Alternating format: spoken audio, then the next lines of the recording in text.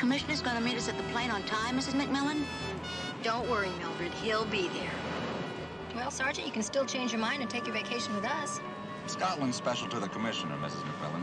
But the beach is better at Acapulco. If you like one beautiful day after another. This is Commissioner McMillan. Police Unit Y33, heading west of Duquesne in pursuit of Levinson in a tan sedan. License number 907, Oscar Lima Kilo. This is Police Unit Y29, responding as backup pursuit. Hope he's careful. He better be. He has the tickets.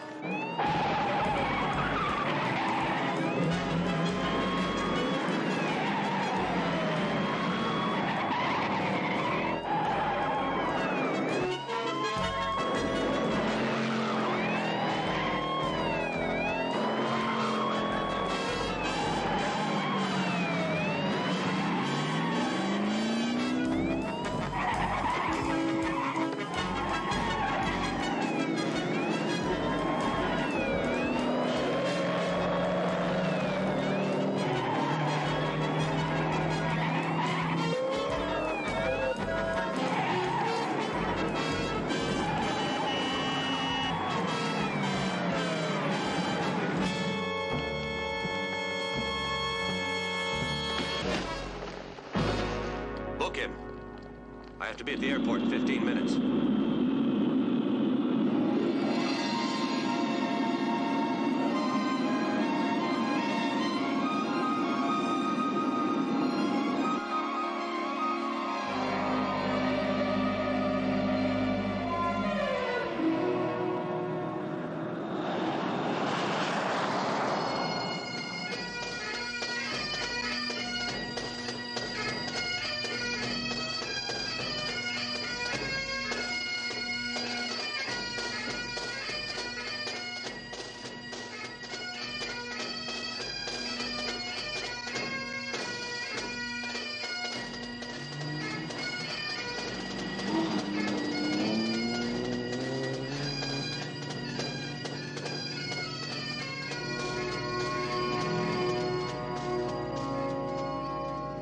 Oh, this is just beautiful country. Yeah, it sure is.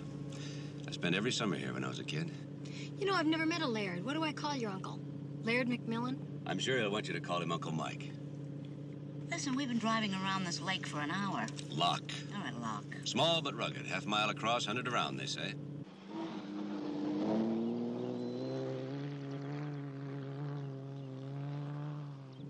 What are they looking for?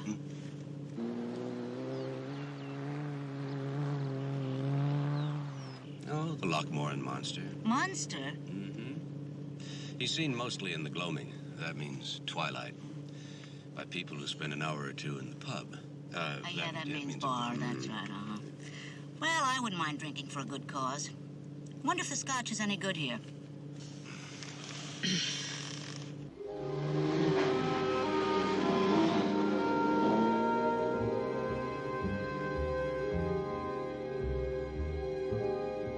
Ah, here we are.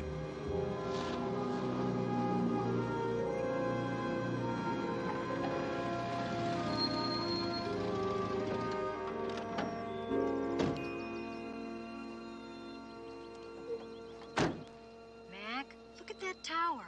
There ought to be a princess locked up in there. It's a watchtower. Uncle Michael's probably up there right now, doing his accounts. Uncle Michael! Uncle Michael!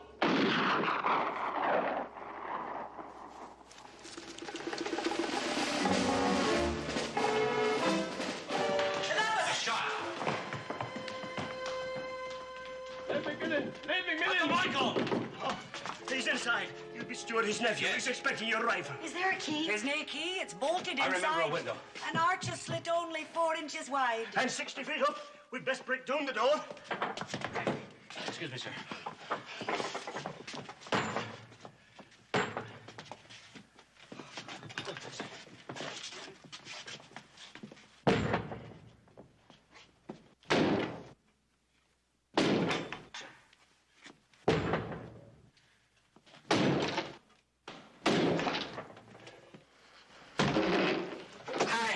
That does it.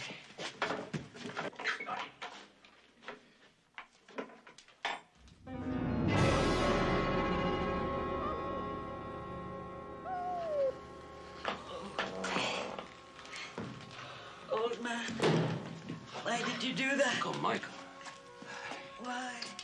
I don't understand. Why? He asked me to meet him here. Oh. I'm a solicitor, his attorney. 3:15, he said. Why?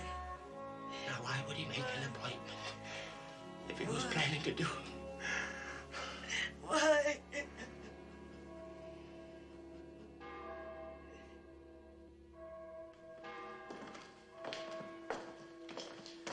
I'll get the doors in.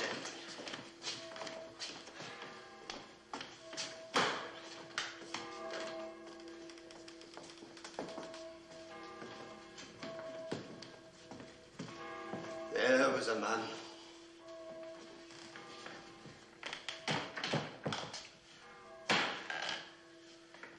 I suppose I've been saying that for the last hour. I share your sorrow. Desmond! Desmond! We just heard about it.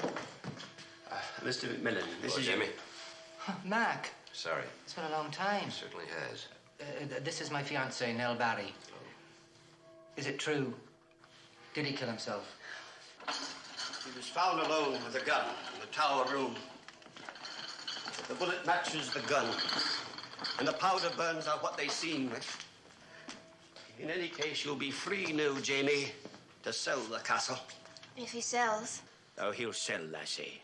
Your fiancé looks like a McMillan, and the law makes him the new laird. But he has not a Scotsman's taste for the hard work. Desmond, that was quite uncalled for. He's right, though, you know, Nell. If I were English, I would be known as a wealthy eccentric. But we Scots, we don't have wealthy eccentrics. We just have ne'er-do-wells. What do you do now, Jamie? Well, at the moment, Nell and I are on the committee for the Heelan Games. In fact, we are the committee. Ooh, there's a job for you now. 3 light days of duty every other year. Between times, he sells souvenir programs at Coronation. Yeah, you do have the light touch there, Desmond. Well, you seem to have things well in hand, and, we have business. The games will go on, of course. Of course. Grandfather would have wanted it that way.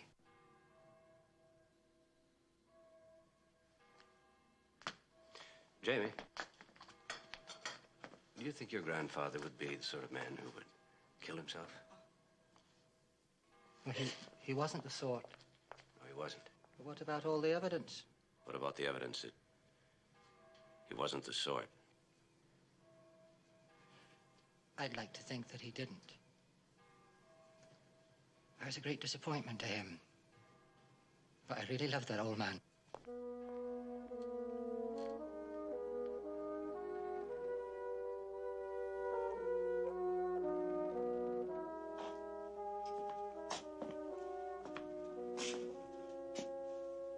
Mac? Do you think the shot could have come from there? It's the Crofter's cottage, too far away. It's direct line of vision. Couldn't be the lawn. We'd have seen him from the driveway. Couldn't be the gully. It's an impossible angle. Well, according to Mr. Ramsey, the McCready ghost is our prime suspect. McCready ghost. Glad Mr. Ramsey isn't staying for dinner. I'd sure hate to hear that dull story again. He is staying for dinner. Well, he said it was a great story. Of course, he did say it was better on a dark and stormy night. Maybe we'll get lucky. Mr. Ramsey's going to tell us some castle ghost stories. A monster in the lake and a ghost in the castle, some vacation. In the war against the Sacconing, the English, Castle Kinross was the headquarters for 2 clans, the McMillan and the McCready. The laird of the castle was the great Ian McMillan, and 4 of its 5 lieutenants were McMillans. The 5th one being Fergus McCready, referred to by some as Fergus the Infamous. Ah! Oh, no need for alarm, only a lying down. The authorities will restore power presently. What is presently? Somewhere between 2 minutes and a week. Oh, it sounds like home. On the eve of the Battle of Kinross, Ian and his chieftains galloped over to the castle in order to hide the McMillan treasure. Having done so, they were returning to the battlefield when suddenly Ian noticed that he had but 4 companions. Fergus. Aye, indeed. Returning to the castle, they found Fergus hidden in an alcove within the castle walls. If its walls you love more than honor, raged Ian, then its walls ye shall have. And he and his men began to seal Fergus up into the alcove. As the last heavy stone was emplaced, Fergus rose up and hurled forth his terrible curse. I shall not die. McMillan walls will not outlast Macready vengeance. And when I break free, woe to the McMillan laird, whoever he be then, for his life shall be forfeit. And so shall the lives of all his kinsfolk, even to their wives and servants.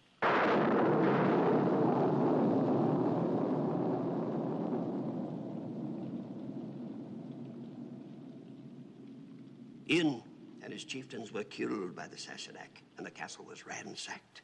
And a feud began between the two clans that has lasted for several centuries. Legends die hard in the Healing. Ah, we see. If I might have a wee drop more of the port. Oh, Mrs. McTaggart, would you be so kind as to fetch my coat? As for myself, I neither believe in ghosts nor blood feuds, or I'd never have been attorney to the McMillan laird. You're a Macready? Aye. Full-blooded. My grandfather died at 90, and it was his proudest boast that he'd ever spoken to a McMillan. Of course, that's pure Hieland superstition. But still, in my grandfather's honor, and to a spirit free at last, up the Macready.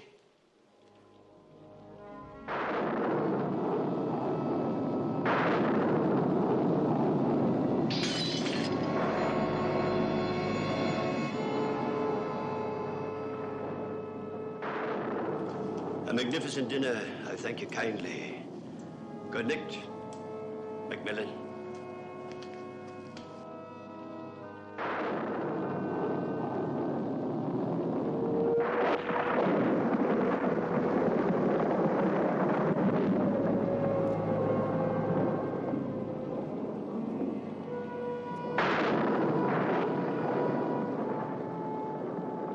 I'm not nervous. I'm glad you told me. Ready for bed? Anytime. Mac, look. I thought this was your Uncle Michael's blood, but look, there's a nick on Bobby's ear. Mac, do you think there was somebody in the room? Do you think he was trying to defend his master, and when he did, do you think there's a connection? Not quite. A man with a knife kills my uncle, nicks the dog's ear, then cuts himself into 4-inch strips and throws himself out through an archer's slit that wide. Go back to the ghost in the wall or the monster in the lake. Or better yet, come to bed. Oh, I couldn't sleep with all this going on. Try it.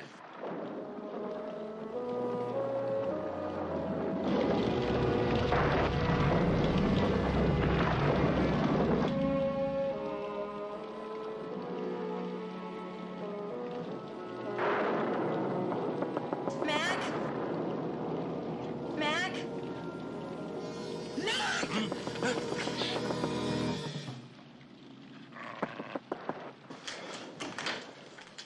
What is it? The lights have gone out again. It's a storm, Milton. Now, but listen, there's something in the walls. Listen. Oh, it stopped. But I heard scraping, like somebody clawing, but from inside the You heard wall. a ghost story as a power suggestion. You heard a ghost story. I heard scraping. All right, all right. We'll find the noise or the bar. I'll settle. You want to go too? What do you think?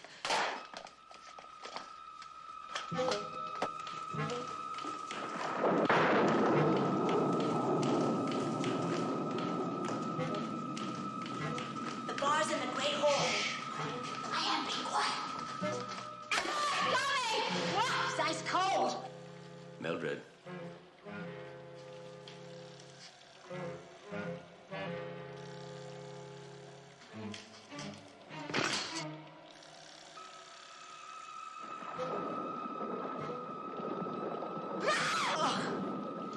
Now, I'm partial deaf, you know.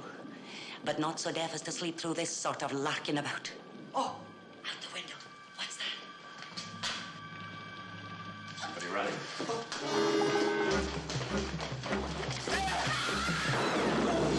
Enright, prisoner. Well, come on in. Here!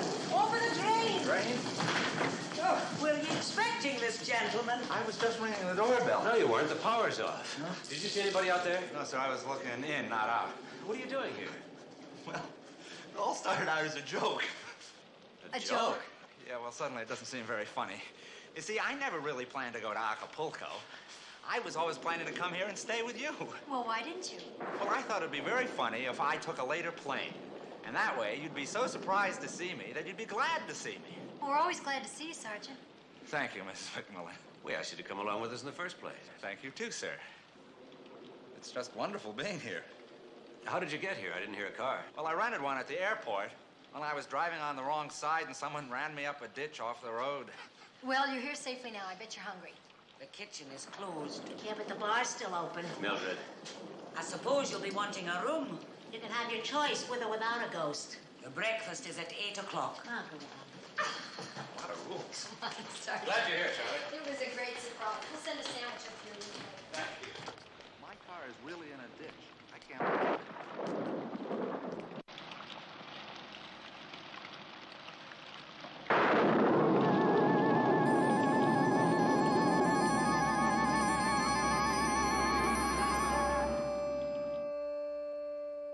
Well, now, top of the morning to you. And the rest of the day. Morning, Sergeant. What's that? Porridge. Oatmeal. Ugh. It's traditional, according to Mrs. McTaggart. Fried eggs and bacon all round. 3 pairs straight up, strips on the side. I mean, who can eat this stuff, right? I beg your pardon. Never mind, I'll take care of it. I thought this was an English-speaking country. We do have a language barrier, though. The dog. Bobby, he saw it all, and I'm sure he would tell us if he could. Now, come on, Bobby. You were in the room. Who did it? Who did it? Hello.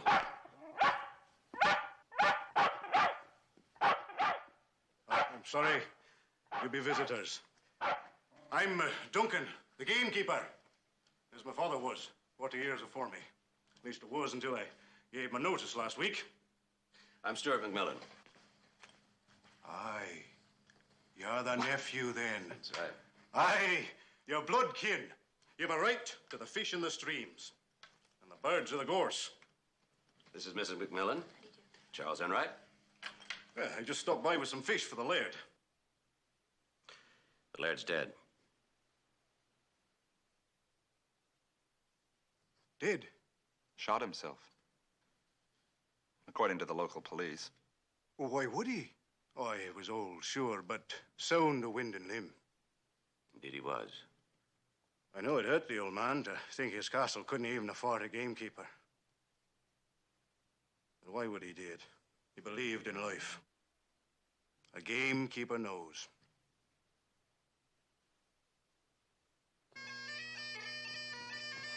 You see, the games consist of the traditional field events, plus a couple of Scottish goodies like tossing the caber. And sword dancing and the Highland fling. And the piping contest. Don't forget the piping contest now. That sounds like a big job. Oh, it When is. does it start? Well, day after tomorrow, and it's very big. I tell you, Nell and I, we were up until midnight trying to get the thing straightened out. Hey, Thomas, tell me. Did you get caught in the rainstorm? Oh, no, Nell did. We were working at my place. Thomas, is that platform all right? I'll need more than a platform to win, so seeing the Duncans entered. Duncan? The ex-gamekeeper? Aye. Oh, Duncan's a fine piper. He's won the past 5 contests in a row. Tell me, why'd you call him the ex-gamekeeper? Well, he quit a few days ago. I thought you knew. Well, no, nobody told me that. Oh. You know, the stakes aren't holding very well. Did it rain last night? What? Well, of course it rained last night. Don't you I remember? went to bed very early. Are you coming to the games, Mac? You couldn't keep me away. Us. You couldn't keep us away. Hey, Gov, can you show us now? Alfie! Oh, no, that's quite all right, really. I can show you. Mr. Follinsby. Elf Follinsby. Hello. James Haberdasher, chipping cabinet. Oh, this is the Mrs. Flo. Well, how do you do? I don't suppose you've seen it. It? The monster. Right. Oh. Not yet. You see, the best time to see it now, is in the gloaming down by the big rock. I can show you where it is now if you'd like. Ah, would you? Well, of course I would. See you later. Press on, troops. Well, you've seen it all now. The Highland Games every 2 years, and an occasional tourist trying to get a glimpse of the monster. That's about all that keeps this place alive. Are you coming, Nell? Uh-huh. Well, goodbye, Mac, Mrs. McMillan. Bye. See you. English girls have such a lovely complexion. Peaches and cream. Charming girl. So gentle. And such a liar. Huh? Well, their stories didn't exactly match on what they were doing last night. Oh, Sally, they're engaged. How quickly one forgets. You're right. We didn't always tell the truth when we were engaged. Mm-hmm. But we always told the same story. Mm-hmm. Let's go. Crofter's Cottage? Right. Right.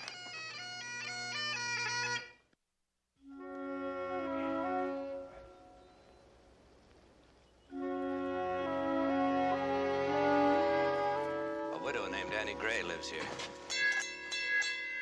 She leases the place for the shooting season.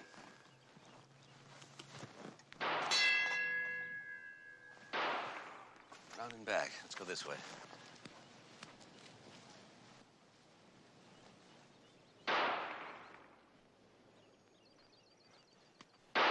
Nine o'clock. Edge of the block. Hello. Howdy, friends. I'm Houston Gorman. I'm the tenant here, and this is Annie Gray, my pretty landlord. Oh, hello, landlady. Say hey to the folks, Annie. It's nice to see you again, Annie. Good to see you, Mac. I'm Stuart McMillan. Commissioner, San Francisco Police. Proud to make your acquaintance, sir. How do you do? This is And my this wife. must be your beautiful wife. Sally, isn't it? Well, Sally, you welcome to Crofter's Cottage. Thank you. Come on over, you folks, and sit a spell. Thank you. Of course, we knew you were in town.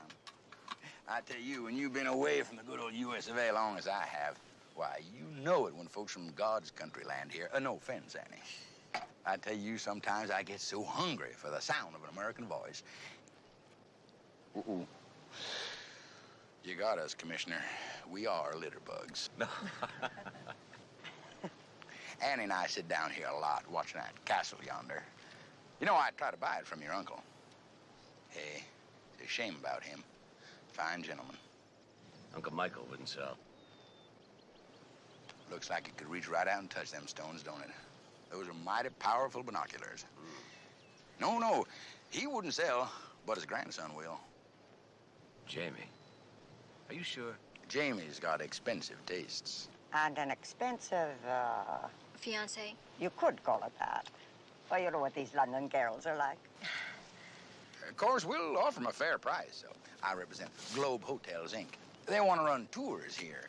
7 glorious days and 6 terrific nights in a Scotch castle. Scottish. And you're determined to buy it for Globe Hotels, Inc.? You just double bet I am. Oh, Commissioner. Are you asking, did I shoot him just because he wouldn't sell and Jamie will? No. But let me ask you something. Well, you're an expert on rifles, huh? I'm the best there is. Would it be possible that the shot that killed my uncle could be fired from here? No way. It is not only 2,000 yards across the valley with the updrafts and crosswinds, but it's got to go through a 4-inch slit without hitting a wall. Another problem I'd have is, how do I get the fellow to stand right still just inside the slit while I get the shot lined up? That's a tough shot. An impossible shot. Well, somebody solved the problem. No offense. None taken. He was your uncle. Well, Hey, Commissioner, how about joining us for a little grouse hunting tomorrow? Oh, You know what a grouse is, don't you, Miss McMillan?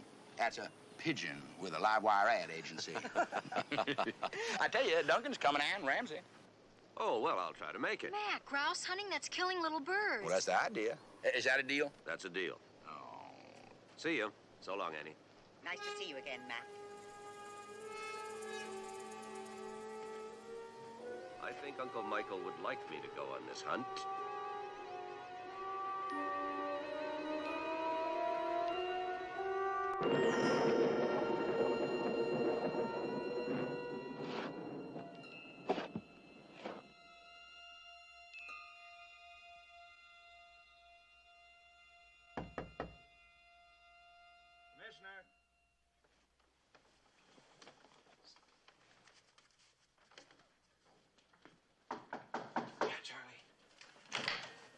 sorry to disturb you, sir, but Mrs. McTaggart heard some noises downstairs. It sounds like digging to me. Digging? Digging?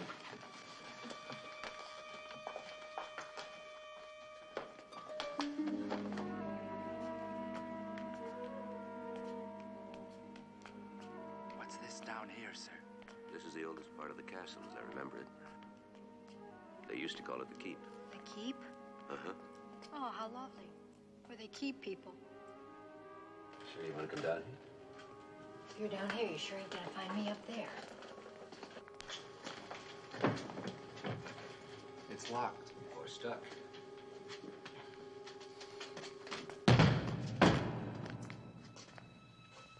We'll never know.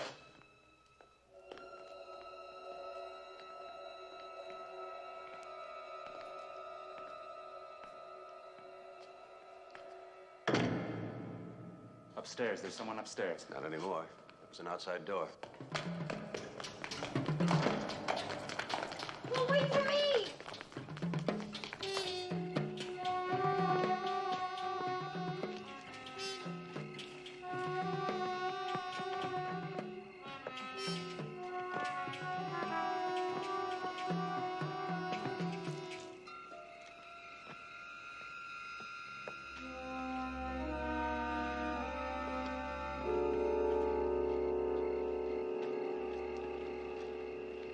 Sorry, sir, he got away. I just can't seem to run on turf. I'm better on asphalt. The guy was really moving. Mm-hmm. It's faster than last night. I wonder why.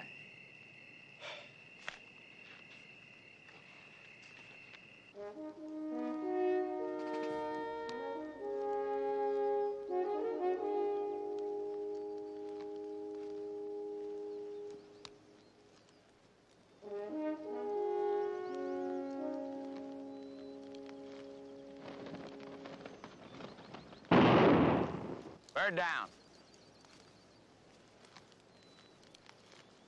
Painting your boots blue? Oh no, I got that painting the judges stand.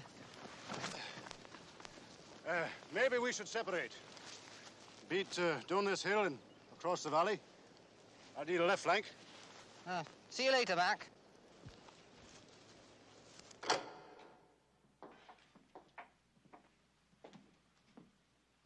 What we have got to do, Mrs. McMillan, is be logical. Logical. An old man climbs up here once a week to do the bookkeeping for a castle that can't even afford a gamekeeper. He puts a trivet under his teapot to protect the top of the desk. But the top of the desk is marble. It is not affected by heat. Life is not logical. Maybe not, but I have a theory. Now, according to my theory, the killer was trapped inside the castle last night. Really? Mm-hmm. Witness. The body was here, the rifle here. That door was locked, the window too small to get out of. Right. Ballistics has proven that the rifle was the murder weapon, and the powder burns tell us that it was fired at a very close range. Suicide, right? Right. Because if it was murder, the murderer would have been trapped right inside this room. Unless he disappeared through the walls. That's my theory. You're kidding. No, I'm serious. I'm talking about a secret passageway. You're kidding. Now, you might have noticed the last time I was in here that I scraped mortar off various parts of the wall. I was wondering what that was all about. Well, this morning I went into the village and I talked the custodian into letting me into the school. And? And they have a science lab there with some carbon dating equipment. It's pretty primitive and physics really isn't my field, but I made some tests. And? The mortar in this section of the wall is 500 years old. Over here, 300 years old. Wow. But within the 300-year-old area, the mortar is much more modern. How much more modern? Well, I can't really be sure. Maybe 5 years? Maybe only a couple of days. What are we waiting for? Right.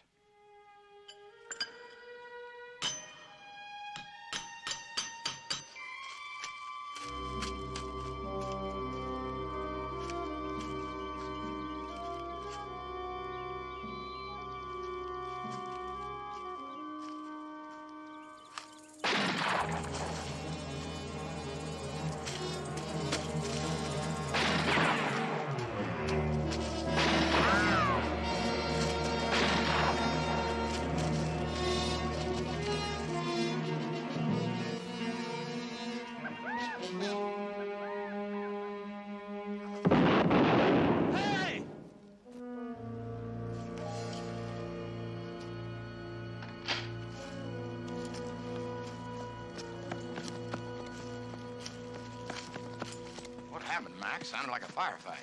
Are you all right, sir? I'm in great shape for a man who's been shot at with a rifle. Rifle? In a grouse area? Are you sure? I know the sound of a rifle when I hear one, right? Yeah, that was a rifle. Any deer on this parade? Enough to attract more than a few hunters. Some of them are very careless. Careless enough to fire 4 shots at me? You're lucky you're not on your way to be stuffed and mounted.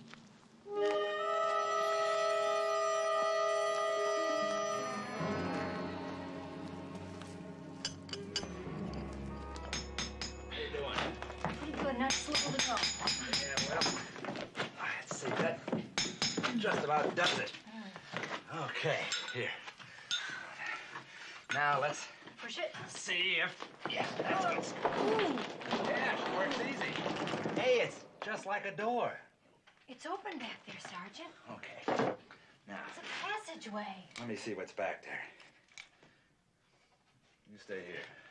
Fat chance.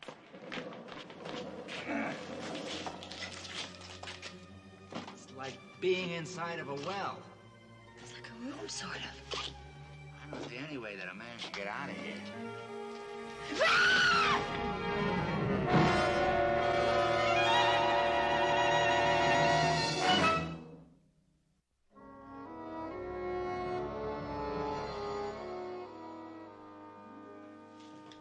You realize who you found, of course. Yes, the long-lost Fergus McCready, and we weren't even looking for him. Now, it's my theory that the murderer came to this room sometime before your uncle.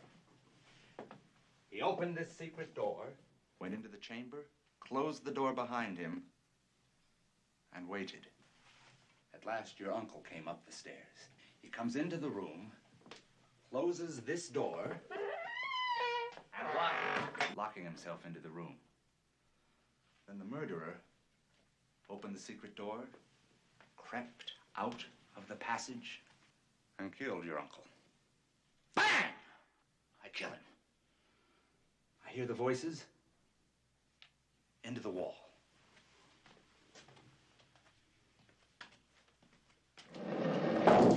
Well, it could work. It's possible. Charlie, Yeah. would you mortar up the wall now, please? From the inside?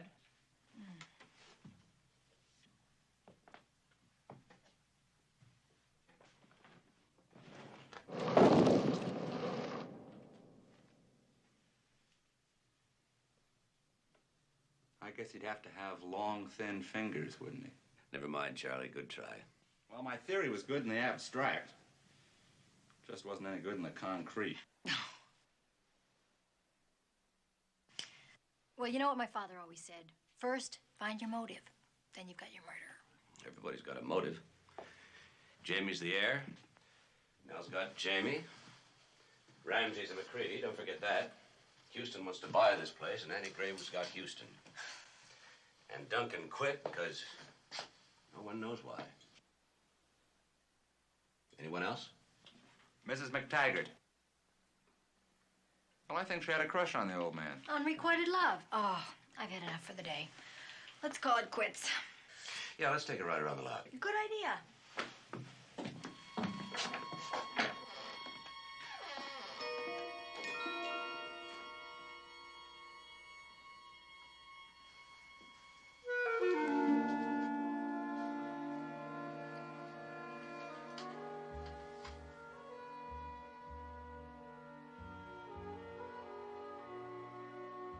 Mac. All right.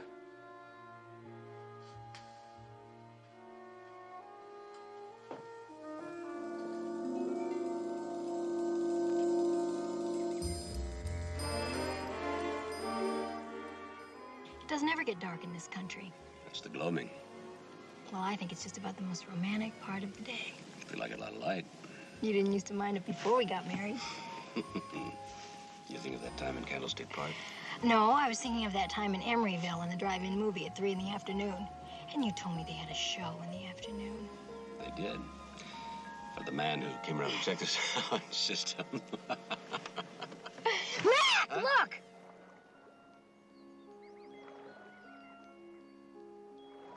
Is that a monster? Is that a real monster? Oh, yes, yes. It's gone. Oh, look, tea and scones. Oh, not for me, thanks. But it was something with enough power to move through the water, well, like a monster. Could it have been towed by a boat? No, there was nothing above the surface except those fins, and it was absolutely silent. Sergeant, it was so quiet you could hear that little carousel over at the games grounds. Oh, you know what they call that, sir? That is called a side skirt. But the one you found didn't have one. Wonder why? You know, I've seen something like this somewhere. Not as part of the armor, but separate, used for something. If your Aunt Eleanor gave you one for Christmas... She wouldn't, darling. She's into modern. Well, if she did, what would you do with it? Well, I'd give it to Aunt Louise. Her birthday's in January. She loves useless things.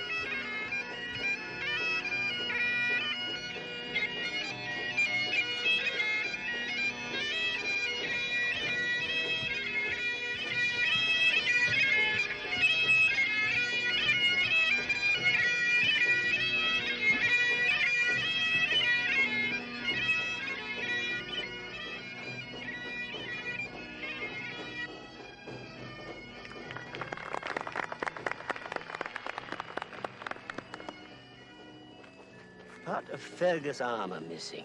That is strange. Perhaps it was stolen. Did you not say there was a break-in recently? Within the past 5 years, according to Enright. And now... But why steal just part of the armor? Mac. And here he is to play the tune that caught the judge's ears.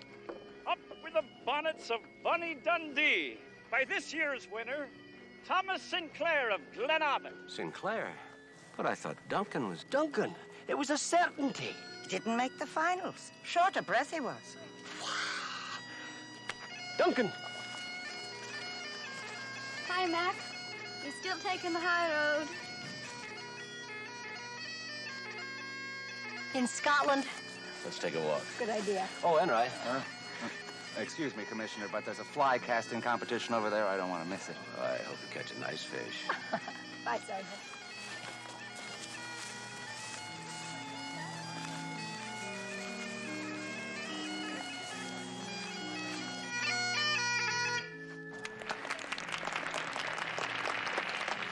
Going very well, Jamie. Yes, isn't it? Is that the stand you painted yesterday? Oh, yes. I did a very good job, too, I think. No. It was blue paint on your boot. The stand's green. Oh, well, I must have got that someplace else. Hey, McDougal! Mac, Nell says they're selling some terrific tweeds. You want to go over and look at them? Huh? You want to go over and look at them? 2 horses on that carousel. I'm just a nut for carousels. I'll see you later. He'll do anything to get out of shopping. Come on.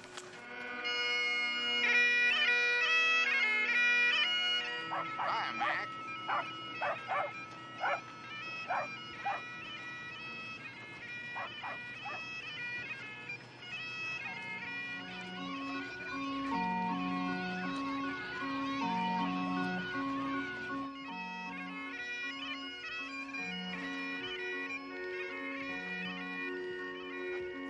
What is that? It's paper tossing. Well, it looks like he's throwing a telephone pole. Or a tree.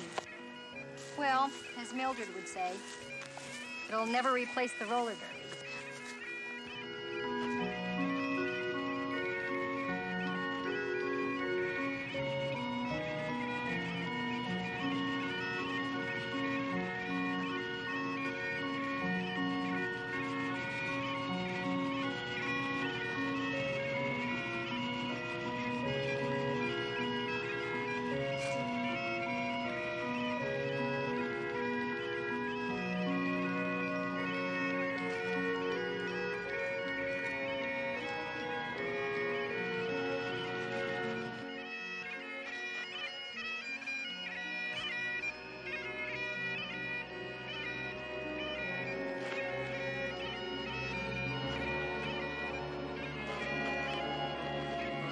Watch out! Yeah.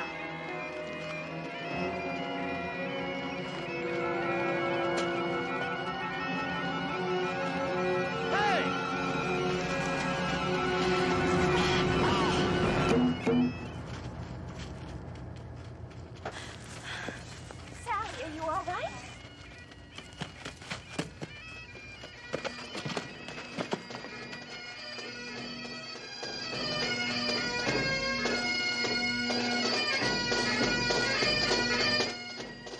You know, in our country, we try to keep to the left.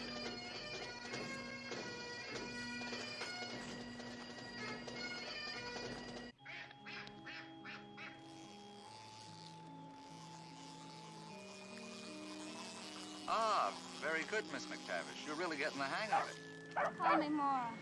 Boy, was I lucky. You're saving me from that caber tossing. Look at Enright. You're not the only one. Hey, what's the matter with you, Bobby? You gone daft? Bobby.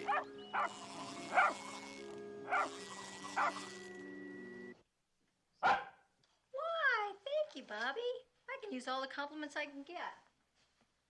Come on, Mac, hurry up. I'm dying for a peek. You should learn the value of anticipation, lass. There's a wee duck in Doris, just a wee drop, that's all. There's a wee duck in Doris, before we gang aboard. There's a wee wifey waiting in a wee button bend.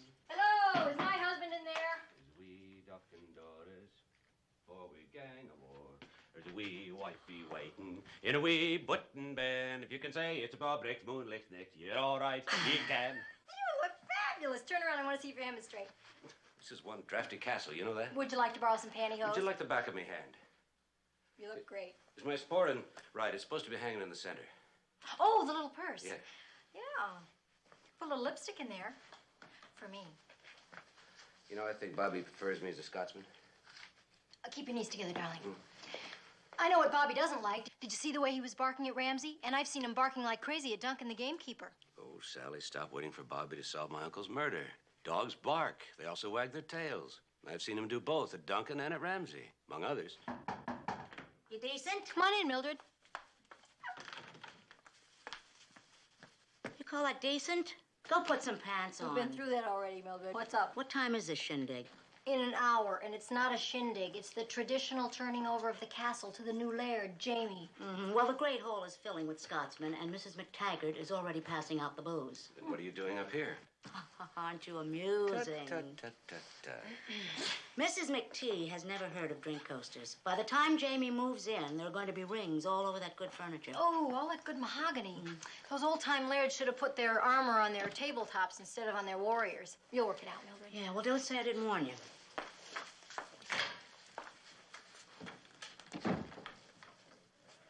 Sally.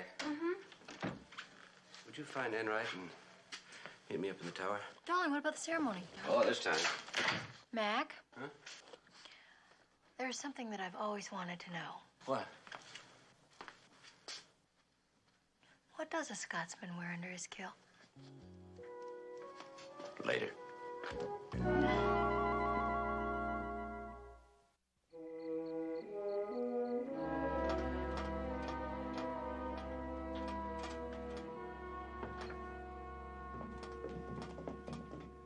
Mac? Sir? Guests are arriving. Just solved a crime. A crime that happened 300 years ago. Fergus McCready. And you put me onto it, Sally. Of course I did. I did. Mm-hmm. Let's go back 300 years.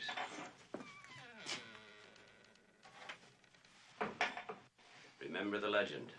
The McMillan walled up Fergus McCready because he'd found him hiding in the castle the night before a battle. Figured him out to be a coward. But he was really a thief. Fergus came back to the castle, dug up the treasure, reburied it someplace else. And the secret died in the wall with him. That's why the treasure disappeared. I put you on to all of that? Sure. Remember the other day when you wondered why anybody would need a trivet to protect a marble tabletop? You weren't even there. Oh, well, I showed it to him. I know you said it wasn't logical, but it seemed logical to me, so I... The missing piece from Fergus's armor. Well, how did that get in here? Uncle Michael. Sometime in the last years, remember the new mortar? Uncle Michael found Fergus. Understood what this meant.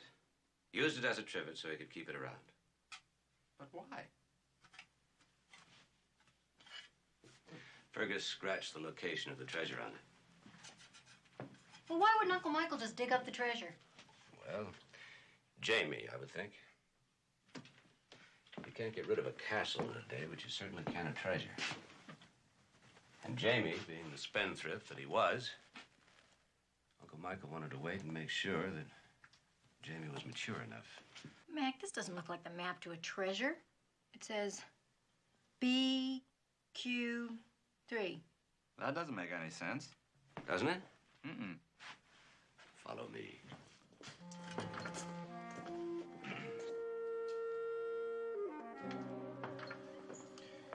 When we were down here before, it occurred to me that this floor looks like a chessboard. Chess? I still don't get it. Well, Sergeant, each chess square has a name, so you can write the game down. For example, BQ3 would be black's queen's third. The only problem is there are more squares down here than there are on a chessboard, and furthermore, I can't tell which wall's black's. Now, our digger has already done some testing. I'll bet we can catch him here red-handed tonight. Suppose he doesn't dig tonight. That's his last chance. Jamie moves in tomorrow. Besides, he already learned that he can be heard upstairs.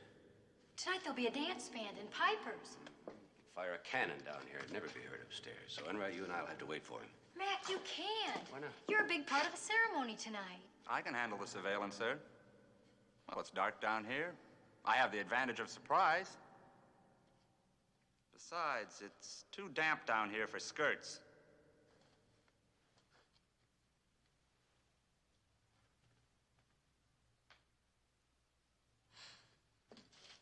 All right, Charlie, but be careful. Remember, one of those people upstairs is a murderer. Good night, Sergeant. Good night.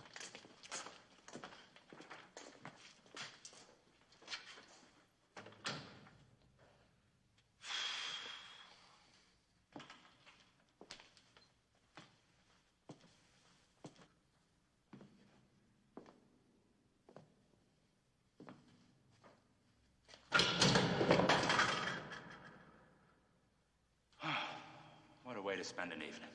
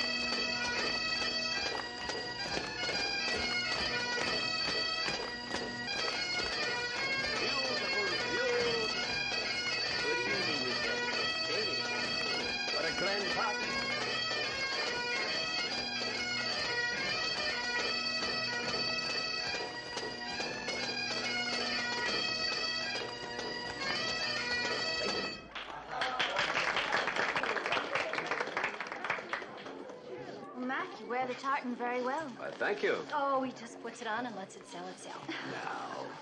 Want to dance? Yes, let's. Ooh, I should warn you about the castle tradition. Never a first dance under this roof between husband and wife.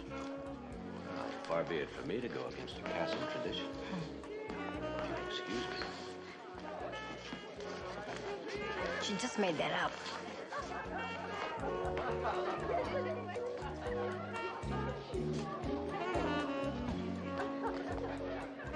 Would you care for a fling? Beg pardon? Would you care for a fling? Oh, you don't fling to this music, only the pipes. But I'd be honored to lead you in a foxtrot. George Macduff. Sally McMillan. Lead on, Macduff. You know what they say about he who cries enough. You've heard that before. Many times. Many, many times.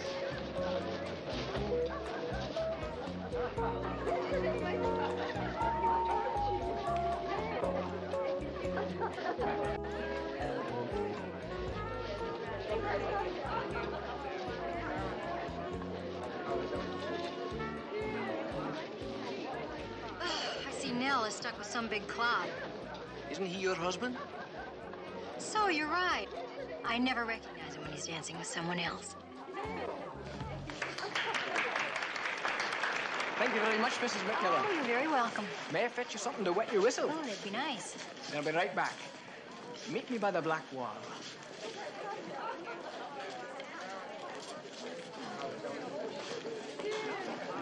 Mrs. McTaggart. Mrs. McTaggart, is there a black wall anywhere about? They all look sort of beige to me. The black wall, you say? That's not color. It's from chess. The north wall. Well, what makes the north wall black? The McMillan who built this place was a hound for chess. Wouldn't he play with the morning sun in his eyes? And always played white. So the south wall of every room is known as the white wall. Does that mean that the north wall of the keep would... Wrong, missus. Too many squares for chess in that chamber. It's across from the keep. That's the old chess room. Thank you, Mrs. McTaggart. You've been very helpful. Man. Man.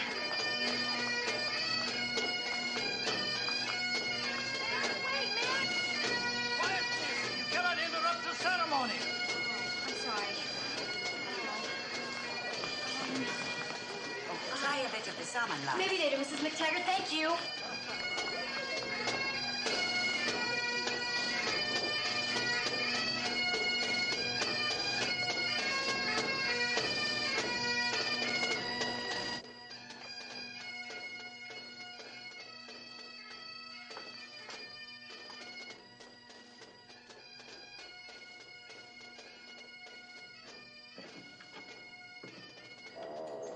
Sergeant! Sergeant!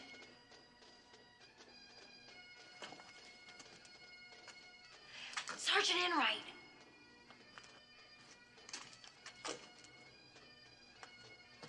Charlie? Charlie, it's me, Mrs. McMillan. It's okay, it's me. You're looking in the wrong room. It's across the hall.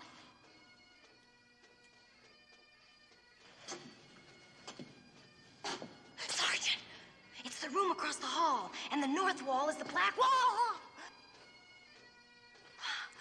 Thanks to the missus, I know where to dig. Sorry, Sergeant.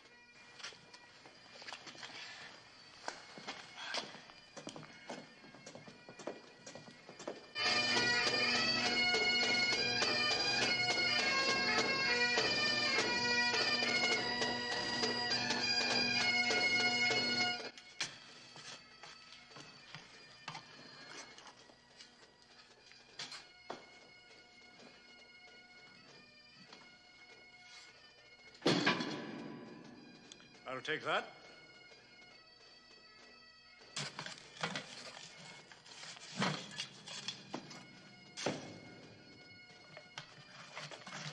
Come on. It's rightfully mine. Aye. McCready died for it and wrote the clue to find it. Aye, I'm a McCready. I thank you to turn round, Sergeant.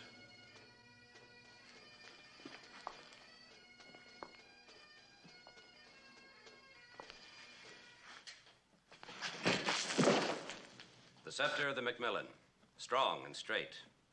All here bear witness that you accept it willingly, with all encumbrances thereto. The last man who carried it with great honor. I wish it and the family name the same good fortune in your hands. Those present are bound to inform all those in their ken in these mountains that Jamie McMillan is the true and only possessor of all properties, honors, titles, and licenses pertaining to the Laird of Kinross. And henceforth, he shall be known as the McMillan. Up the McMillan.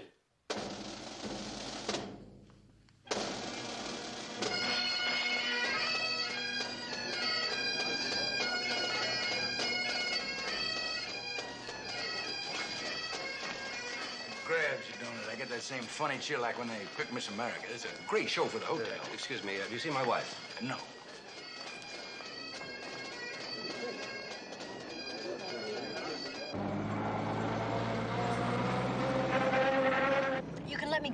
You don't need a hostage. They can't catch you now. You didn't quit your job. You got fired when Uncle Michael found you digging for the treasure, right? You're a smart lass. Now be quiet. I have some hard driving to do. Any idea where he was heading? Well, sir, when I came to, I looked out the window and I saw a car going down the lock road very fast.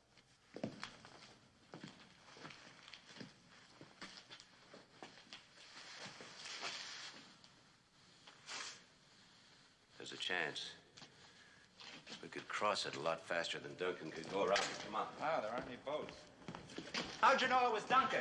He lost the piping contest. Why did he lose? Because he was out of breath. Oh, he couldn't resist the chance to dig while the castle was empty. Raced back to the games, met his accomplice. Accomplice? Jamie. What? Jamie. Excuse me. I need it. You're going to run it for me. It? The Lochmoran monster. Oh, come on now. You don't really believe there is such a... Rope burns on your hands, blue paint on your shoes from the carousel, mud from near the lock. And I heard the music when I saw the monster. I don't know anything about I haven't that. got time to argue with you. You're going to run the monster now. The village needs a monster in order to survive. What That's about why- my wife's survival? Come on. I can cut across the lake a lot faster than they can drive around.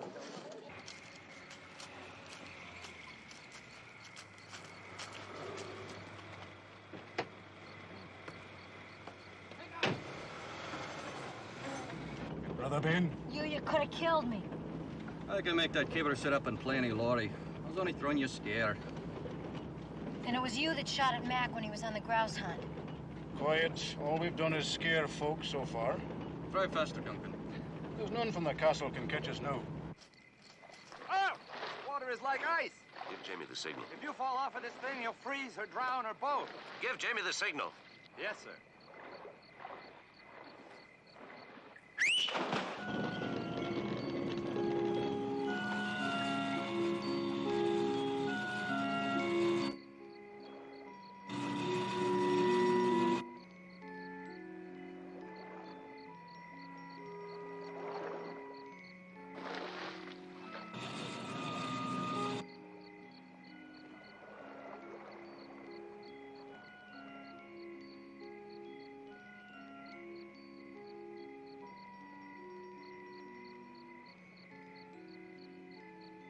We're leaving now, Flo. I've got to be back at the shop Monday morning.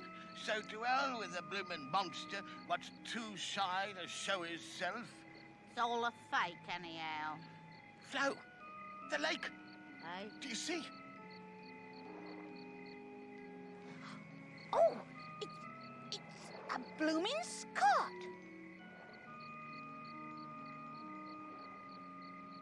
They'll never believe this in Wormsley Park. Is it going, Flo?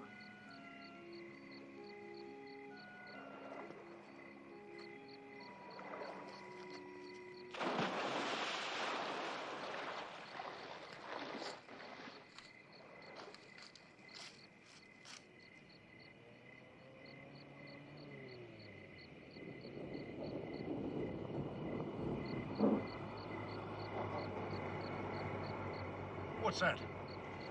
I'll move it.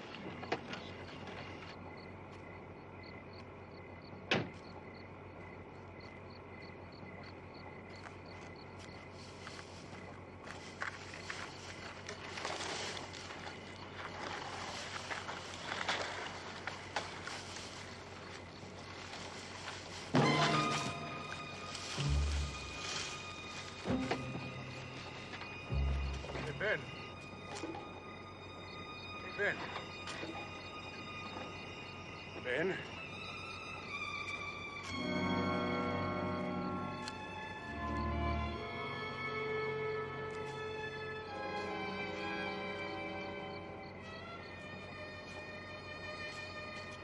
Hey, Ben. Ben?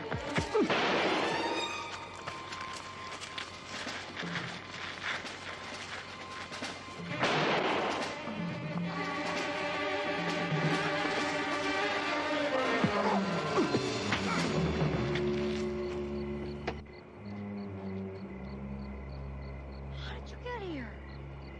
If I told you, you wouldn't believe it. The McMillan treasure. Yeah, I'm touched. Yeah, my friends all hope there will be enough here, so they won't be touched for a while.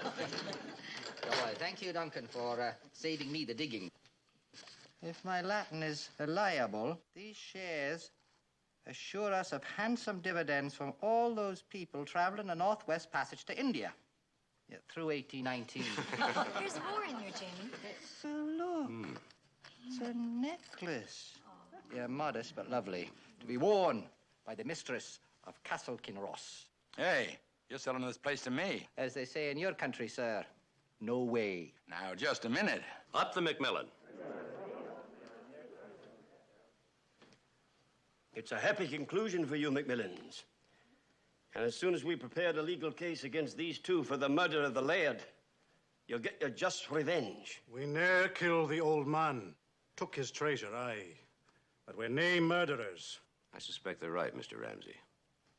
A murderer would have dealt more harshly with my wife and Charles Enright. There's no real link between the treasure and my uncle's death. I'd like to propose a toast. Michael McMillan was more than a father to me. It was a rare privilege to know him. And I've not been able to prove, as I'd hoped, that he was murdered. But I would like to propose a toast to this man whose noble life cannot be diminished by the events of a single day.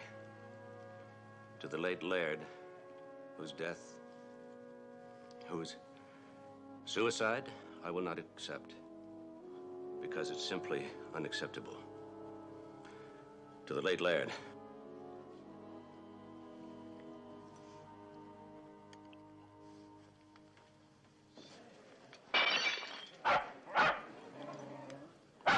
Come on, Bobby, stay down or I'll never get this fly tied. Well, so I just thought that since the case is solved that, Miss McTavish has taken me to a secret place she knows where we can get in some good night fishing. Just a second. May I?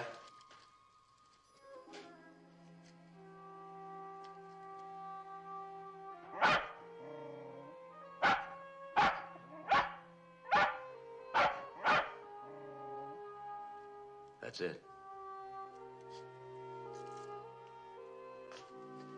May I ask you all, Ramsey, Jamie, Houston, join me in the tower room in about 10 minutes? Come on, Bobby. Come on. Come on, Bobby.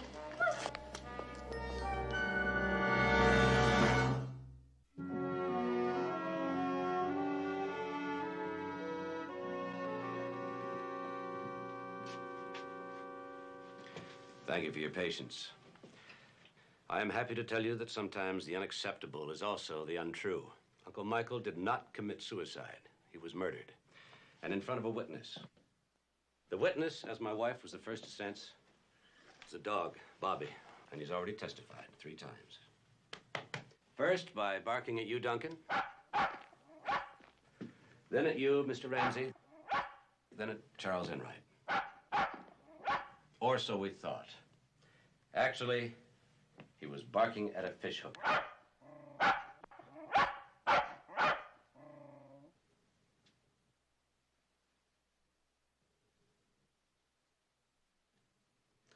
I'll show you why. Our murderer took a fishhook and line, which is almost invisible, attached it to a trigger of a preloaded gun before Uncle Michael came into the room, wrapped it around the butt of the rifle, out through the window, threw it up to the parapet above. Then he went up there and waited. Uncle Michael walked to the window, probably when he heard the sound of my voice from the driveway. Uncle Michael! Uncle Michael! 1 yank to pull the trigger. The second yank, much stronger, to pull the gun off its mounting.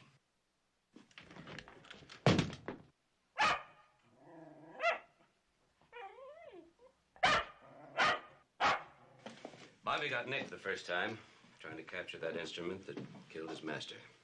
Good boy. But this is all pure speculation. No, the line left marks at the top of the slit. And my wife and I saw the murderer. We did? Late that night. He had to wait till dark to make his escape. Mac, why would he come back the following night? He didn't. Remember that first night we saw a man running? Mm-hmm. Then the second night we saw a man running, only faster? Mm-hmm. which puzzled me because a man escaping always runs at his own top speed, which means that there had to be two men, one each night. It was me the second time.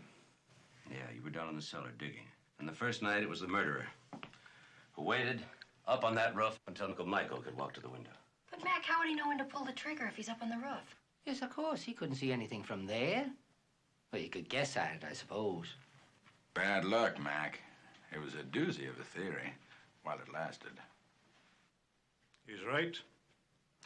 No way to know if the laird was in his sight. Right. But what if there were two of them?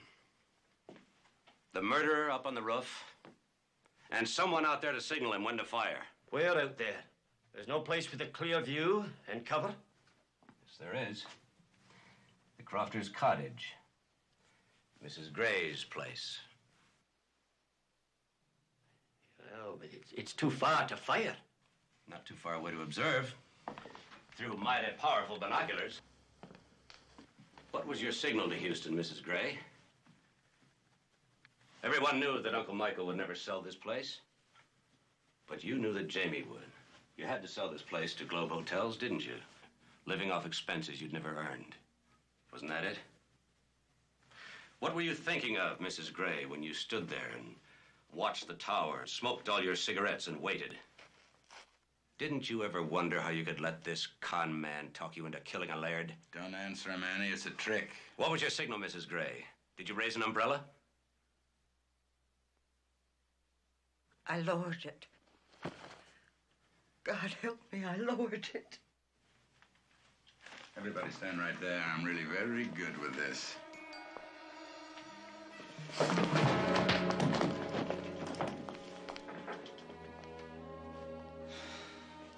Thank you, Sergeant.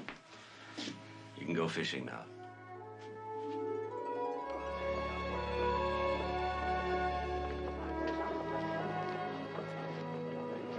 Thanks for everything, Mac. We're really grateful. You know, it's not going to be the same around here without you. Very, very quiet.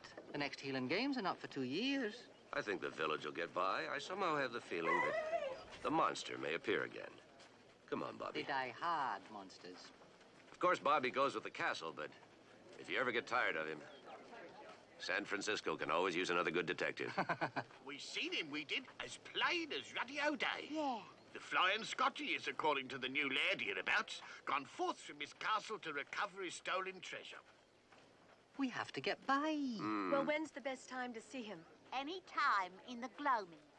We'll show you the best watching spots. But you've got to have patience, mind. And an eye moves light as a breeze through ever. Tall he is, 8 feet tall, I'd say. A remarkable story. And devilish handsome he is. And somehow has the ring of truth.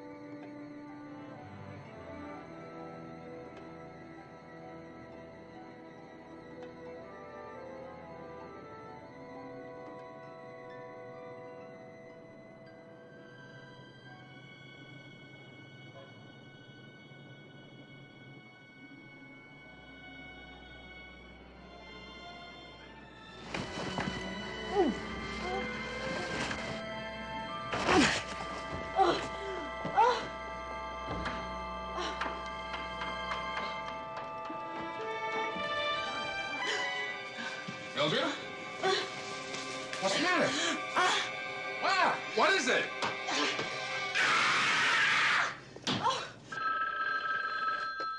Hello. Commissioner? Morning, Charlie. Good morning, sir. Look, I'm sorry to bother you this early, but I thought you should know. What? Last night, sir, Mildred was attacked. What? Is she all right? Yes, sir. She's just a little frightened, that's all. The guy got in through the fire escape. You think it was an attempt to intimidate the jury? Well, Mildred thinks it was an attempt to rape. But, frankly, sir, I think that's debatable. In any case, Judge Freeman has ordered the entire jury to be moved to the new Stanhope Hotel for the remainder of the trial. Oh, that's a good idea.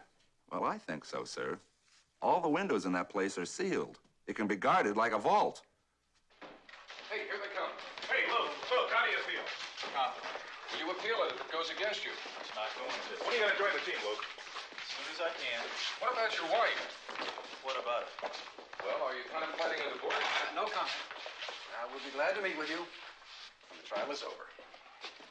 That's the scene this morning at the county courthouse as Luke Johnson, star running back of the San Francisco Miners, enters Judge Freeman's courtroom for the last day of his trial for the murder of Mo Draper. His attorney, Leon Silver, when questioned by reporters, continued to display public confidence that his client would be acquitted. On the local scene, a citizens group is gearing up for the fight against the resumption of offshore drilling. Spokesperson Vilma Rosinski vows Mac? their case. What? I'm out of milk. Well, I'm out of socks. No, you're not. They're in the lower left-hand drawer right next to my nightgowns.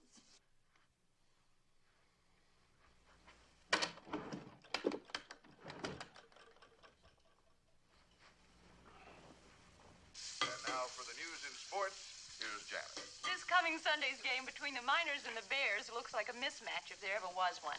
The Miners are having their troubles, and the Bears have fielded one of their strongest teams in a decade. If you're a Miners fan, better wait till next year. In NBA action last night, the Lakers edged the Warriors 110 to 107. Portland walloped the Bucks 120. Sally, nothing in this house has been right since Mildred left. Oh, she'll be back in a few days. A few days? She's been gone 3 weeks.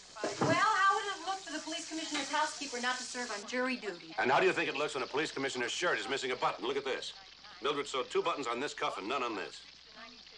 Well, she was kind of nervous before she left. She's never been on jury duty before. But while we're on the subject, what were my black socks doing with your nightgown? Oh, I put them there so I could find them. You know how my feet get cold when I'm pregnant? You're the only woman I've ever known who wears black socks to bed. I wish you'd stop comparing me to your other girlfriends. Especially when the toaster's busted again. Pull the plug. Oh, my eggs, Mac. Just when I wanted you to have a good breakfast. Hey, that's okay. I'm not hungry yet. Oh, you are too. All right, I'm hungry, but I'm just trying to be nice. I'll settle for a nice hot cup of No milk. black coffee.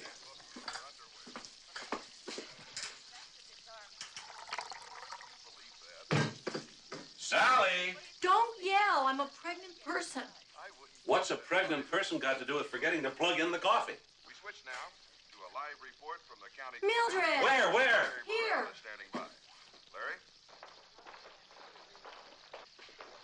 Thanks, Tom.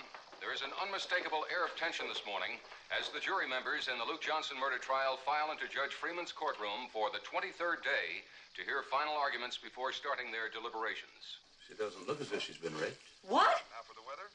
Well, somebody broke into her room last night. You're kidding. Is she all right? Oh, yeah. She was able to scare him off. Uh-oh, 15 minutes late. Windy temperatures in the high 60s to low 70s with a low-pressure system promising definite possibility of rain in the Bay Area. And that's it. Have a good day. I'll see you tonight on the 6 o'clock news. Ladies and gentlemen, you have sat very patiently day after day listening to Mr. Silver trying to becloud the basic issue of this case. Now, he's continually raised the specter of reasonable doubt, stating that the case against his client is purely one of circumstantial evidence. All right, let's take a look at some simple, provable facts. A score of witnesses 10 minutes before Mo Draper was brutally beaten and shot, heard Luke Johnson threaten Mr. Draper's life. Now, that's a fact. A few minutes after that, Mo Draper left the party they were attending and was followed outside by Luke Johnson, and that's a fact. Just 5 minutes after that, Mo Draper was found shot to death in the parking lot of the restaurant where the party was being held. That's a fact. Juror number 9. Second row. Dark hair, glasses. He's going to give us trouble, I think. That, Luke Johnson was arrested at his home, where he was assaulting his wife in a dispute over her alleged affections for Mo Draper. You've heard testimony here that the bullets which killed Mo Draper came from a .22 caliber handgun. You also heard testimony establishing the fact that Luke Johnson owned a .22 caliber pistol. Those are facts, ladies and gentlemen. Plain and simple facts. But when Mr. Johnson was asked to produce the weapon, he could not do so. To this day, it has not been found. Now, Mr. Silver here would ask us to believe that somebody stole Luke Johnson's gun and murdered Mo Draper. But I suggest to you that Luke Johnson murdered Mo Draper and then disposed of the gun himself. Now, we have established beyond doubt motive, means, and method. Now, you, ladies and gentlemen, have a responsibility to yourselves, to your neighbors, to your community. Find Luke Johnson guilty of murder in the 2nd degree. Thank you.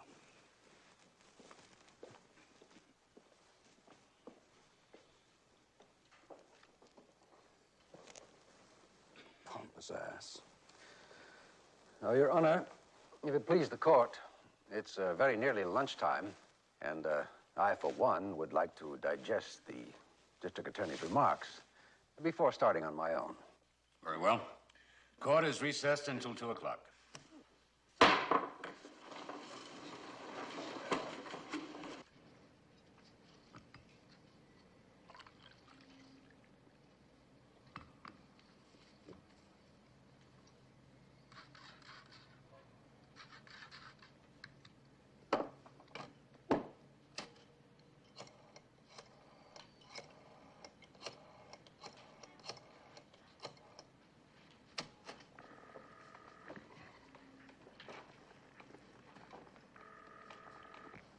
Hi, this is Sally McMillan.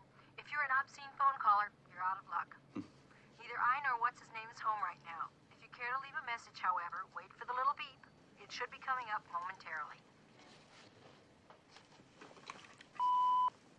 Sally, this is your favorite obscene phone caller. When you hear the little beep, I shall commence my heavy breathing. Beep. Calling the wife again, sir? Don't you ever knock? Sorry. But you did say you wanted to see the police report on the break into Mildred's room last night. Nothing was stolen, sir, so apparently it wasn't robbery. Did you get a look at him? No, sir. Now, the man started to smother her, and then he stopped suddenly, ran back out onto the fire escape. Sounds like a setup to me. An attempt to scare the jury and cause a mistrial. Mm-hmm. Well, their new quarters are break-in proof, sir. They're on the 7th floor, and there's no way in or out of any of the rooms without passing the guard stations. Good. Sir? Are you aware that you have on 2 different colored socks? Well, with Mildred on the jury for the last 3 weeks, I can take solace in the fact that I can find any socks at all. You know, sir, I solved that problem years ago. Oh? Well, I threw out my bureau and I replaced it with a filing cabinet. I don't think a filing cabinet would go with Sally's bedroom decor. Oh. Well, it may not be aesthetic, sir, but it's very efficient. You see, I file my socks under S, and my T-shirts under T, and my shorts under B, and my tie... B? Boxers, sir. Oh. Well, I find them infinitely preferable to the other type. It's all a matter of taste, sir. Well, if you have to sit all day, you know. Hello?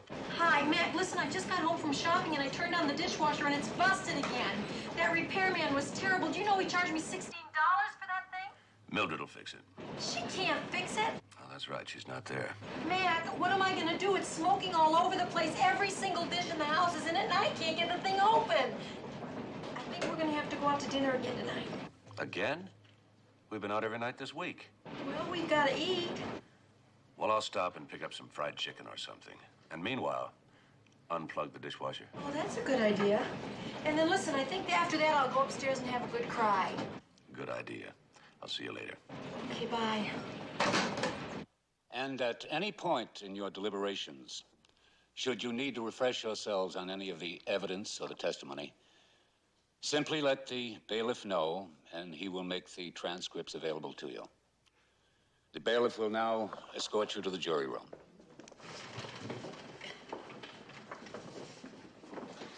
Ladies and gentlemen, and others,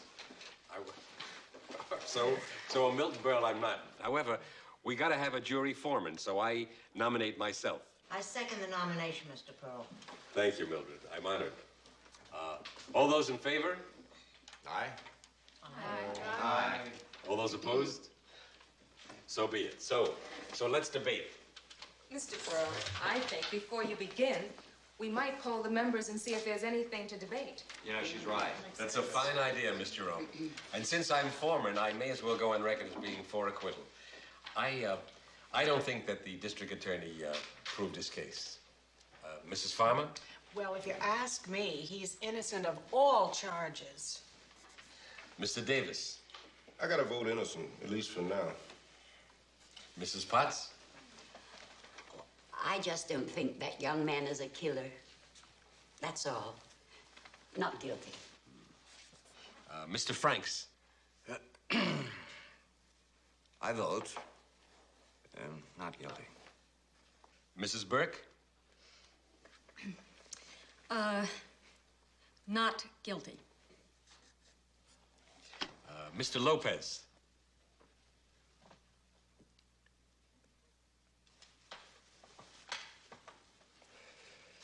Not guilty. Mr. Simon? A definite not guilty. Miss Jerome? Innocent. Mrs. Delgado? Not guilty. I think we may be going home early. Mr. Ryan? Guilty. Guilty? Is he kidding? How can he say that? Well, he just opens his mouth and moves his lips. Works every time. Mr. Ryan, you can't convict if there's reasonable doubt. At this point, Mr. Lopez, I have no reasonable doubt. And you have no sense if you say that boy is guilty. Man's got a right to his opinion. That's what we're here for. A point well taken, Mr. Davis. That's baloney. What does that guy know? A professional football player. Now, what would he go around killing people for? Sure, especially when he can do it every Sunday, legally. Oh, listen to her, would you? No, I Listen, wait a minute. Mr. Ryan Will you just a minute, please? Why don't we just all go back to the hotel, have a nice dinner, a good night's sleep, and tackle this thing fresh in the morning? It's the smartest thing I've heard so far. Do we have to? Well, we've been here 3 weeks already. Is another day gonna kill us? Me, it'll kill. But I guess you're right. Well, at least we agree on something.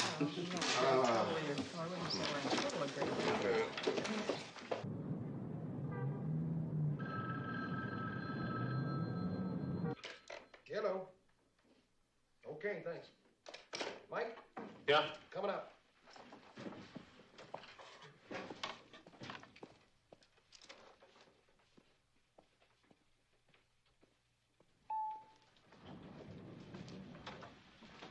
Hiya, folks. Michael, sign in. I'll take your dinner orders. The chef recommends steak or fish. Well, for Mr. Ryan, I recommend heartburn. For myself, I'll have fish. Okay. One good flounder deserves another. I'll have the steak, salad with French dressing, iced tea, hold the mayo. Bad day, huh? Listen, we sat 6 hours in the jury box, another hour in the jury room, and I look forward to sitting in my room having my dinner. Without TV or radio or telephone, maybe I can break up the monotony by going to bed. Maybe I'll get attacked again. Oh, no way, Mildred. Not in this place. Yeah, thanks. Oh, Mr. Pearl. How are you? I would like the fish, but it shouldn't be too dry, huh? Okay. And I would like a nice salad. Salad, sure. Yes, thank you. Hello, Mr. Jerome. Hi, Jerry. How's the book? Terrific.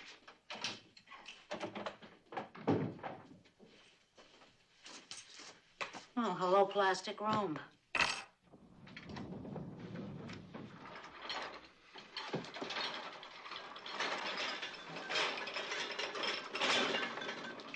Okay.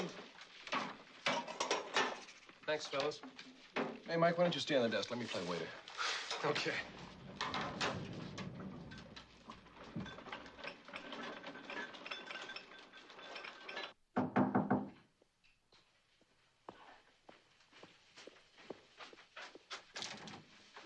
Hi.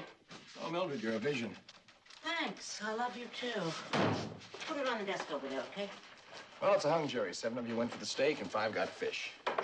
Oh, yeah? Well, listen, what do you say after dinner we play a couple of hands of strip pinochle? No, not tonight. Miss Jerome has a better offer. She wants me to play post office. Oh, yeah? Well, if you get tired licking stamps, let me know. Yeah, I will.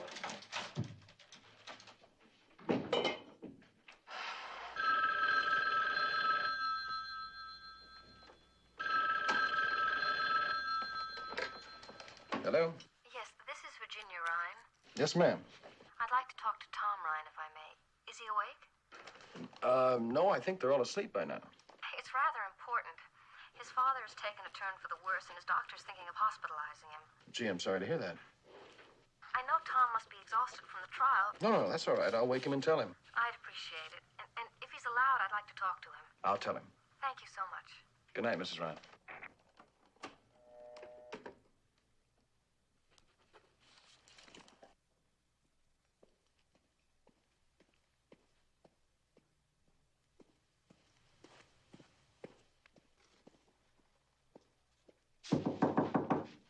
Mr. Ryan? Mr. Ryan, open up.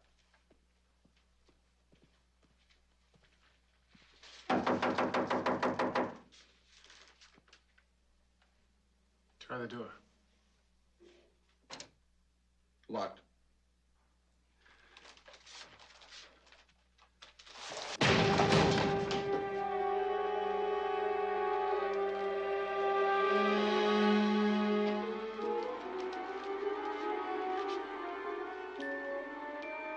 He's dead.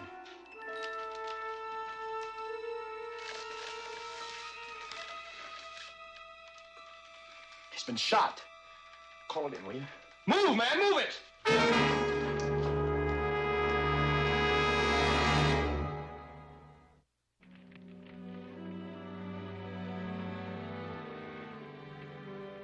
Mac, when Mildred gets back and before we have the baby, let's take the weekend off. Where to?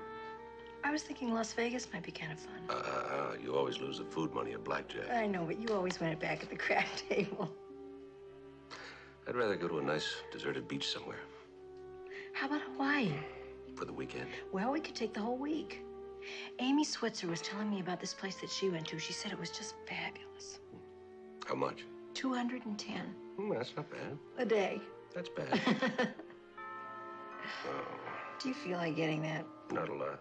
I don't either, and you're closer. Okay.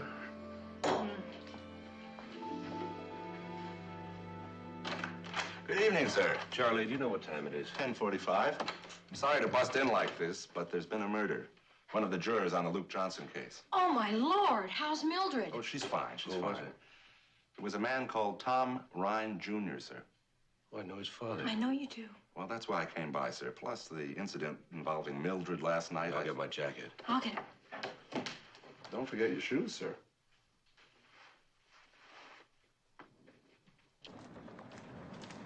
I don't know why you insisted on coming here with us. Mac, Mildred must be petrified. She's gonna need me. For what? To hang around the lobby? Well, I won't get in the way upstairs, I promise. You have to stay down here. It's still an impaneled jury. Oh. Well, will you give Mildred my love? I will. Okay, I'll see you. I'll be in the lounge. Okay.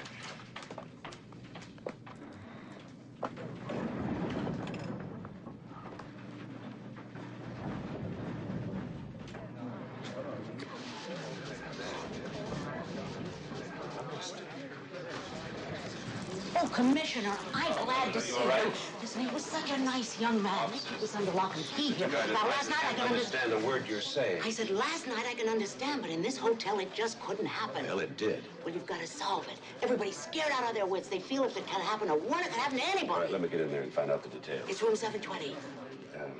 Oh, yeah.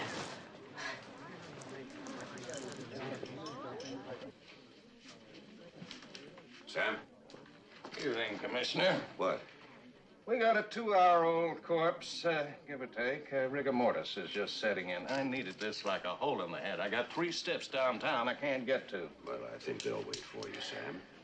What else? He's shot twice in the back below the rib cage. Cause of death, loss of blood, massive dysfunction of his kidneys.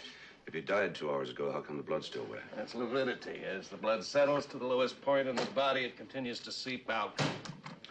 All right. I want a complete report on my desk in the morning. Oh, Commissioner, give me a break. I just did. I'm not asking for it tonight. It is very curious, sir. What? Well, the way this place is set up, no one could have gone in or come out of this room without being seen by those 2 guards. And the door was locked from the inside. What about the windows? 2 sealed panes of glass. There's not a window in this entire hotel that opens. The room has been searched, hasn't it? Yes, sir. It's been searched. The closets, the john. There's no sign of a weapon anywhere.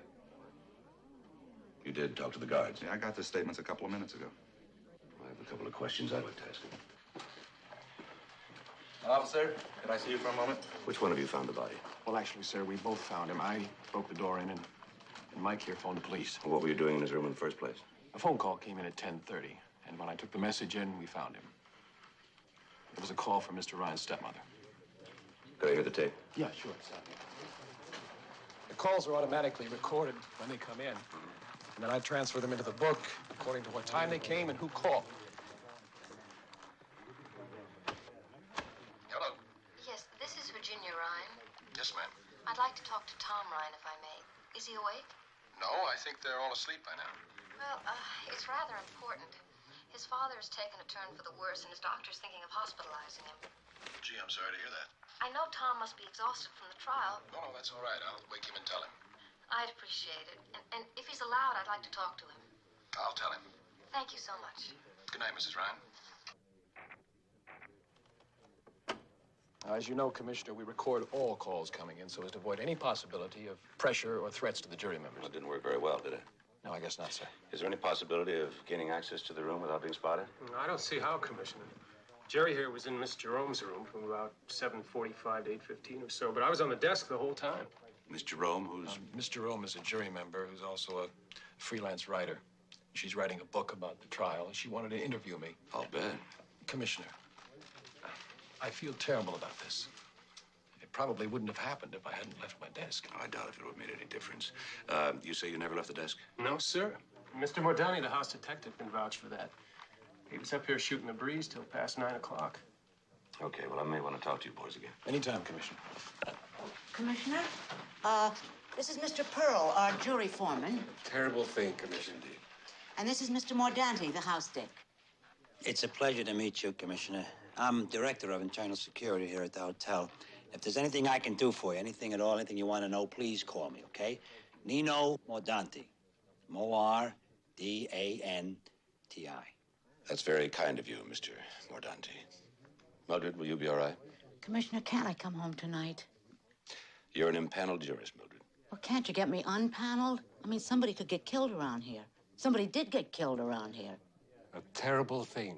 I'm sorry, Mildred, but until the judge decides the disposition of the case, you'll all have to stay here under guard. A lot of good that'll do. You got nothing to worry about, Commissioner. Mildred is in the best of hands. Your concern? My concern. Mordanti protects. It's a very personal motto. I appreciate that, Mr. Mordanti. Think nothing of it. No, he won't. Mildred, try not to worry. I'll have guards posted in and outside of this hotel all night, even up on the roof. You'll all feel perfectly safe, I promise.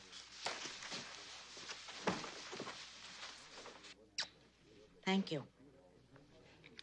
You know that if you were 14 inches taller, I could go for you? Yeah, and if a frog had wings, he wouldn't bump his keister when he jumped off a log. Yeah. Well, good night, Mildred. Mr. Pearl, Mr. Mordanti. Commissioner. I know. A terrible thing. Terrible. Commissioner. Commissioner, you were right. I've just been talking to some of the other jurors, and I think we have found a motive for murder. What's that? Well, according to them, the first vote that was taken in the jury room, Mr. Ryan was the only person who voted guilty. Well, if that's a motive, then either the jury room was bugged by somebody on the outside, or one of the jurists killed Tom Ryan. Well, I'll have that jury room checked for a bug tonight, sir. Thank you.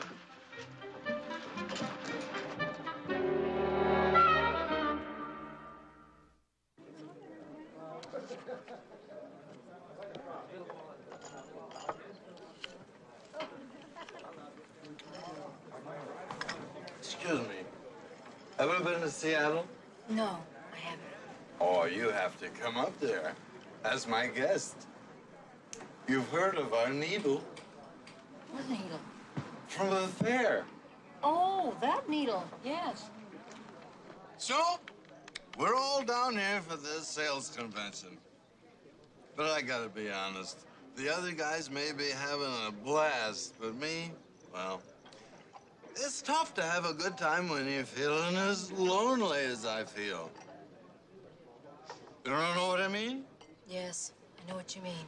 I knew you would. I sensed that from you right off. I feel as if I somehow know you. Do you share that feeling? Definitely. It's as though, well, it's as though I know exactly what you're going to say, even before you say it. I've never done this before. But would you like to see my suit? Well, I can see your suit. It's very nice. Oh, not this suit. My suit of rooms on the 6th floor. That's sweet. Thank you. You're sweet, too. Excuse me, miss, but, is this gentleman your husband? No, he's just an acquaintance. Well, I'm operating on a very tight schedule. Now, are you going to spend the night with me in this hotel or not? Hey, wait a minute. Yes, I think I'd like that very much. Well, let's go then. We haven't got all night. You're pregnant. You noticed.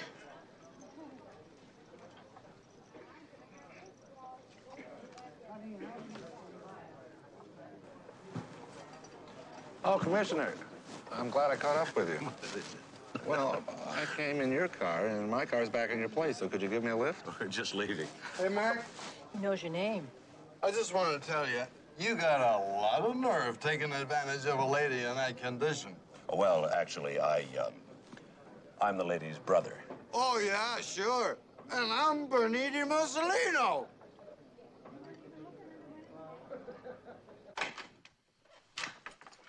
Well, good night, Sergeant. Good night, Mac. Good night. I'll see you in a little while. We're going to have a little snack. Come on, Charlie. Okay.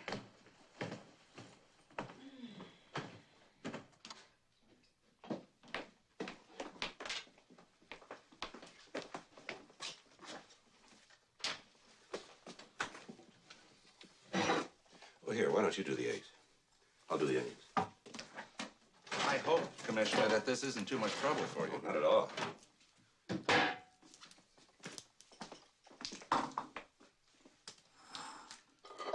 Sir, do you think that this murder and the attack on Mildred last night are interrelated?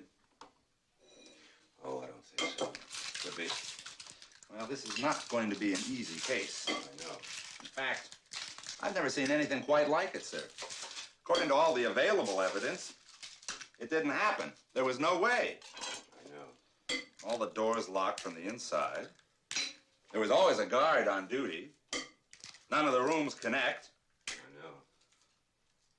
Do you think Luke Johnson did it? It's doubtful.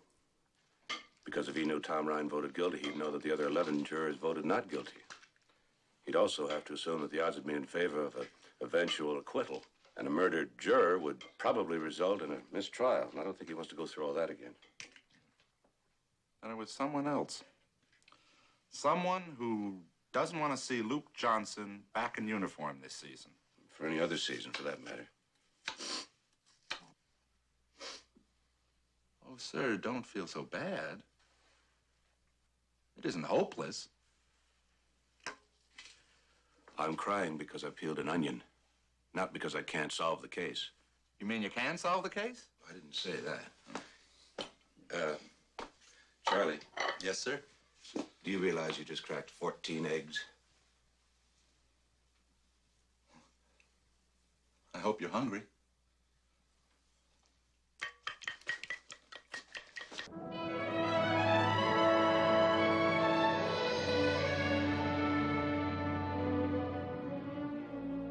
After carefully weighing the alternatives, I feel there is no choice but to declare a mistrial. Under the circumstances, it would not make sense to replace the deceased with an alternate. The case has been irrevocably prejudiced due to the implied threat to the entire jury, and I am loath to even set a new date for trial until this tragic murder has been solved. It is the court's hope that Mr. Ryan's murder is solved with dispatch. This kind of threat to our very system of trial by jury will not be tolerated.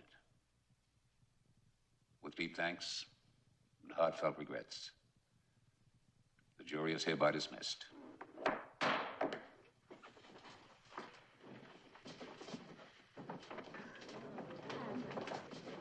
Of course I'm upset by last night's murder. What are you going to do now? Are you kidding? What can I do? Whatever happens, there's no way I'll be able to play out the rest of the season. Will you appeal to the commissioner of football? The commissioner's office has made it quite clear that under no circumstances will Luke's suspension be lifted until this entire matter has been resolved. Now, gentlemen, if you'll excuse us. Could I ask you one more question?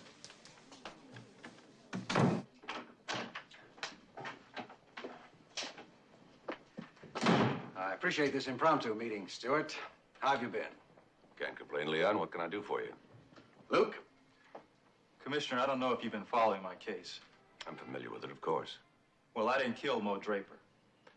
Well, that's up to the jury to decide. I know that. But the way it looks now, unless this new murder is solved, and fast, I'm finished in the pros. You were suspended, not banned. Well, Luke's lost a half season already. Stewart, he could wind up losing a whole year. A running back, if he's lucky, has maybe 5 or 6 years before some faster, stronger, tougher kid comes along and bumps you out of a job. I've never begged for anything in my life before, but I'm begging you now. Please catch this guy, fast. According to your statement last night, you were home all evening. That's right. But you can't prove it. No, sir, I can't. But I'm asking you, if it was you on trial, and you had every reason to believe the jury was going to acquit, would you kill the one guy who was voting against you? How did you know he voted against you? Well, that's my fault, I'm afraid, Stewart. You've been there. You get so you can read a jury, and I knew Ryan was going to give us some trouble. Well, I told Luke as much. I guarantee you, Commissioner, you catch the guy that killed Ryan, and you got the guy that killed Mo Draper. Well, needless to say, Luke, I intend to get to the bottom of Mr. Ryan's murder. No matter who gets hurt. Okay.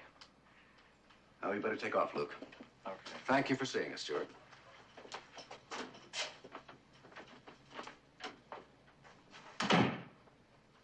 What do you think, Commissioner? I think Leon Silver's one hell of a good attorney. He wants me on their side, so he took the direct route. Well, they sold me. I don't think Luke Johnson is guilty of murder. Which one? Neither one. Lord, we commend unto thy hands the soul of thy faithful servant, Thomas Ryan, Jr. And we pray you will bless him and bestow upon him thy everlasting bounty. Amen.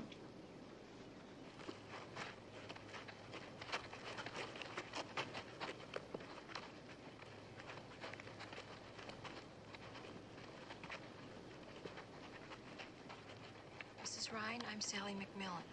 I'm Mrs. Ryan. Oh, I'm sorry. That's quite all right. You must be Stuart McMillan. I wish we were meeting under less tragic circumstances, Mrs. Ryan. Thomas?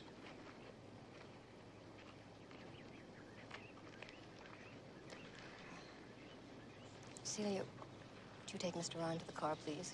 Yes, ma'am. He, had a series of debilitating strokes since you last saw him. I didn't know that. Thomas Jr.'s death, I'm just afraid that he'll lose his will to live. I know this must be a difficult time for you, Mrs. Ryan. It is. We're all going to miss Thomas Jr. terribly. Oh, he was such a fine, strong man. He had such high ideals. Just like his father. So ironic that those ideals were what killed him. We tried to talk him out of going on jury duty. It certainly would have been easy enough to arrange. He said no. He felt he had a responsibility to go through with it. Sometimes it seems to me the whole world must be going crazy. Oh, I'm sorry. Oh.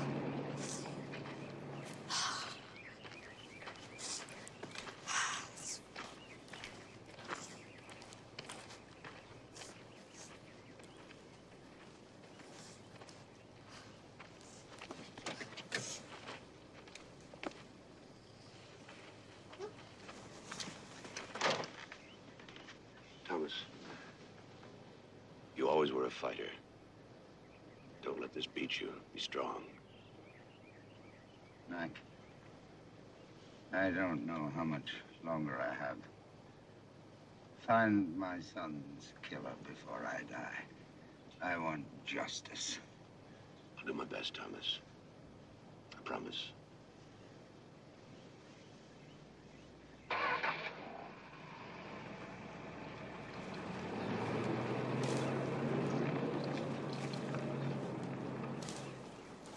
What are you thinking about, Mac? Last time I saw Tom Ryan Sr. He was a big man then, full of energy. Started with nothing, amassed a fortune in the private aircraft business. I lost track of him for a while. A couple years ago, he called me and told me he remarried. Said he had everything. Wife who loved him.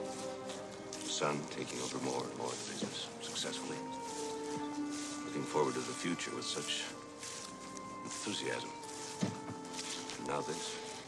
You know, Virginia Ryan seems to be an admirable woman, doesn't she? Will you take care of me when I'm old and gray? I don't know. You're not as rich as Tom Ryan Sr. On the other hand, Miss Cynical. Ms. Cynical. On the other hand, I didn't make you sign a binding premarital agreement cutting you out of the family fortune. Tom Ryan did. Virginia married him because she loved him.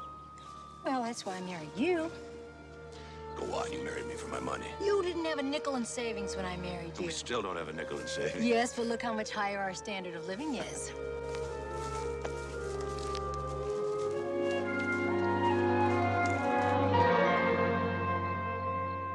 This thing was jammed with breadcrumbs. Ought to work now. What about the dishwasher? Well, the starter button's busted on that. I'll go to work on that tomorrow. Mildred, you're fantastic. I'd like to think so. Evening, ladies. Hi, Commissioner. Listen, I have a roast beef sandwich waiting. Would you like to have it? I'd love it. Mildred, it's good to have you home again. Oh, it's nice to be had, Commissioner. Well, this was delivered by messenger. It's the Luke Johnson trial transcript. It's awfully fat. 1,028 pages. They have the Classics Illustrated version. You can always wait and see the movie. Hey, Commissioner, you remember that house Dick Mordanti? Mm-hmm. Well, you should hear some of the cockamamie ideas he has about this case. I know. He called the office 3 times today. Yeah, we started to call here, too. Well, at this point, I'm ready to listen to anybody. That's tough, huh? I'm stymied. Nothing adds up. He's asked me out to dinner tomorrow. Dinner, huh? Well, I know he's not exactly a brain trust, but who am I to turn down a freebie, you know? There's one thing I don't understand. Why the gun never turned up. Which gun? I'm talking about the gun that killed Mo Draper. Now, the DA claimed that it was owned by Luke Johnson, but it never showed up. Boy, if I was the murderer, the first thing I'd do is ditch the weapon. I know, but it says here that between the time that Luke Johnson allegedly killed Mo Draper and the time that he was arrested, only 20 minutes elapsed. Well, that's plenty of time to hide one teeny-weeny little gun. Yeah, but the police searched a 5-square-mile area around the Johnson house, and they couldn't find a thing. Well, maybe Luke's gun was stolen before the murder by somebody who wanted to frame him. Which is exactly the case that Luke's attorney's trying to make. Oh, this cream soda. Mildred, you know I don't like cream soda. Well, there was a wonderful sale at the supermarket, and I couldn't resist it. I bought 2 cases. There are 4 down in the garage now from the last sale you couldn't resist. Boy, home 2 days and already the honeymoon is over. And the bread isn't even brown yet. Better to pop up prematurely than not at all, right, Commissioner? Mac, what about Andrew Brill? President of the football team? Mm-hmm. You know, Luke Johnson's been playing for the Miners for 3 years, and for 3 years he has feuded with Andrew Brill about money. Everybody knows he's going to play out his option this year and the next year sign with another team. I didn't know that. Mildred, it's right here in the trial transcript. You were there, remember? Oh, yeah. I was just testing you to see if you'd read it carefully. Anyway, from what I know about Andrew Brill, he would destroy one of his players before he'd let him go to another team. Yeah, I ought to do it. Mildred, are you all right? I think I did something wrong.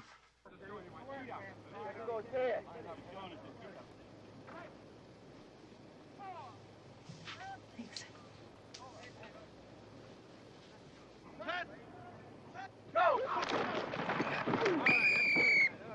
Gentlemen, a little more spirit, please. I know it's only practice, but Big Brother's watching. Football players are a subhuman species, Commissioner. Big, dumb, money-hungry, and violent. And now for the bad news.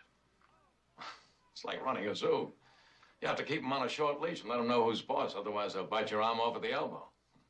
As far as I'm concerned, they're meat. Well, if that's so, Mr. Brill, you've got a lot of filet mignon down there. Sally, may I call you Sally? Please. You're delightful. Commissioner, I may not care for football players, but I have an abiding love and respect for women. If you dislike the players so much, why do you stay in the business? Because I love the money and the power. Not to mention the notoriety. Oh, that too. I've been accused of being arbitrary, tyrannical, cheapest man with a buck in pro football. I feuded with everyone at one time or another. Well, you must have done something right. The directors would have ousted you long ago. That gutless bunch are the least of my problems. I own 40% of the stock in the Miners. The rest of them own 60, but they've never been able to stop fighting among themselves long enough to get rid of me. Well, before they do, you'll have to invite us over to watch a game from your box. It's the most perfect view in the stadium. You're welcome. Any and every Sunday, Sally, with or without your husband. I'm going down to the field. I'd like to talk to one of your running backs, Carter Lewis. Do you mind? Oh. Only if you leave your wife with me as a captive. Who is captive of whom remains to be seen. Mr. Brill. Call me Andy. Andy. I have been following football from grade school through high school and college. I've been a fan of the Miners for I don't know how many years, and I know the stats on every single player down there on the field. That's more than I can say for the coaching staff.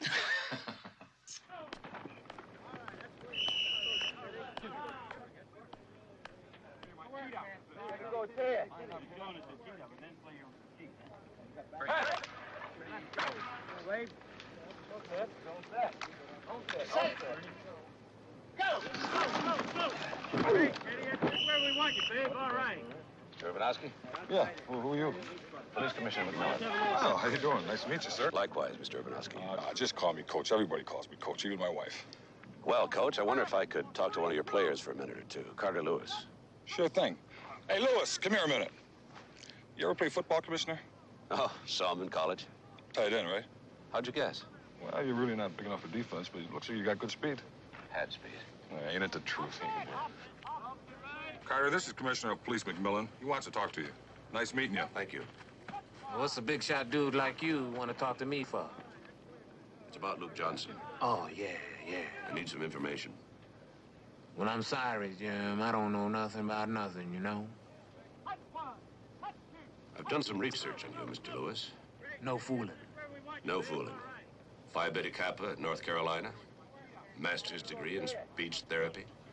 Save your act for Howard Cosell. It's just that I'm tired of being bugged with questions about Luke Johnson. You know, I just want to be left alone. I've got 2 murders on my hands, Mr. Lewis. It's not my job to leave people alone. Yeah, well, I've got my hands full trying to hold on to my job. You were second string until Luke Johnson was suspended, is that right? So what? Well, if you were acquitted, you'd lose that job suddenly that you're trying so hard to hang on to. man, you are really something. I already know where you were when Mo Draper was murdered. Can you verify your whereabouts when Tom Ryan was murdered? Well, I'm in training. I went home early and I went to bed. No, I can't prove it. Besides, I don't have to. As far as I'm concerned, I am the starting back for the San Francisco Miners. And if Luke Johnson were to come back tomorrow, he would have to win the position from me. And you know, I just like that fine. Because I think the guy is overrated, and I'd like nothing better than a chance to prove it. Well, it's academic at this point anyway, isn't it?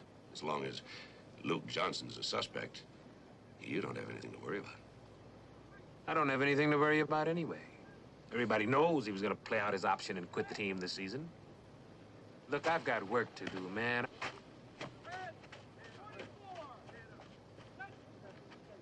You've got a pretty tough reputation, don't you, Andy? True. But I like to think I'm also a fair man. Except when it comes to contracts, right? Well, I found that my judgment of what's fair often conflicts with those who work for me. But football is a business. And like other businesses, you have to remain cost-conscious at all times. Do you renegotiate the contracts personally? No, I let my general manager, Buddy Stone, do that. But general managers are a dime a dozen. If they don't toe the mark for me, they're out. Ready, Sally? Uh-huh. Hi, Commissioner. I was telling your wife. This Sunday, I insist you come as my guest. Oh, thank you. We'd love to. And, Commissioner, if there's anything I can do to help you with your investigation, let me know.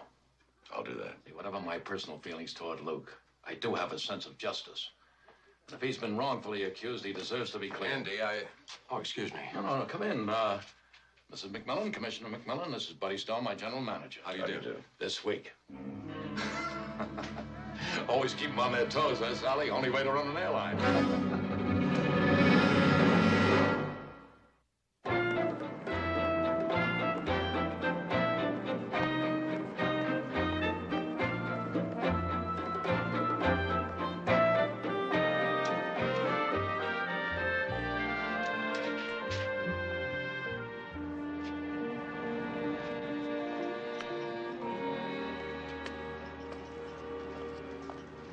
Hi. Gee, that looks nice. Oh, thank you. You in the business? No, just an avid window shopper. Well, I'm almost through here. Can I show you something in the store? Are you Lena Johnson? Yeah. To be very honest with you, I just wanted to ask you a few questions. I should have known. Reporter. No, I'm not. My name is Sally McMillan. My husband's Stuart McMillan. He's the commissioner of police. Well, Mrs. McMillan, I don't mean to be rude, but I have nothing to say to you. I don't believe that Luke killed Mo Draper. I know that if we can solve the murder of that juror the other night, that maybe we can prove it. We? Well, I take an active interest in my husband's work. My husband thought I took too much interest in his. Can you think of anyone that would go so far as to kill a juror in order to keep Luke from playing out this season with the team? There's only one man I know crazy enough to go that far. Andrew Brill. How did I know that you were going to say that? He and Luke have feuded over money ever since Luke was drafted by the Miners. He even refused to renegotiate Luke's contract. I don't work here because I like to. I do it because I have to. Luke never renegotiated his contract? Nope. And when Luke told Brill that he was going to play out his option and quit the team, Brill threatened to ruin Luke. Oh, we didn't think anything about it, though, because we knew Luke could go to any team he wanted to. Well, naturally. And then Mo was killed, and, well, you know the rest. Have you talked to your husband since the trial began? No. I think he still believes I was having an affair with Mo. No, I wasn't. But Luke always thought I was having an affair with someone.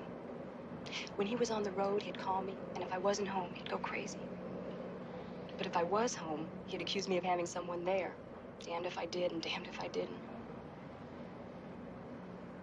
Even if this thing with Mo hadn't happened, I don't think we could have stayed together. Lena, I appreciate your having talked to me. I know everything's gonna work out. I hope so, Mrs. Bye-bye.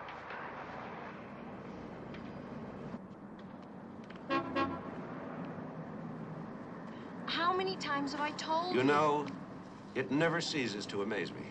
What's that? Every time I want to talk to somebody, you always beat me to the punch. Pure coincidence. Ha! I was walking on my way to lunch, and I just happened to bump into Lena Johnson. In a window display? Do you want to know what she told me or not? Why, yes. She and Luke are absolutely broke. Well, paying Leon Silver's attorney fees would break a lot of people. Before that, Andrew Brill flatly refuses to renegotiate Luke's contract. That's why Lena's had to keep working to make ends meet. Either Leon Silver has taken Luke on as a charity case, or somebody else is footing that bill.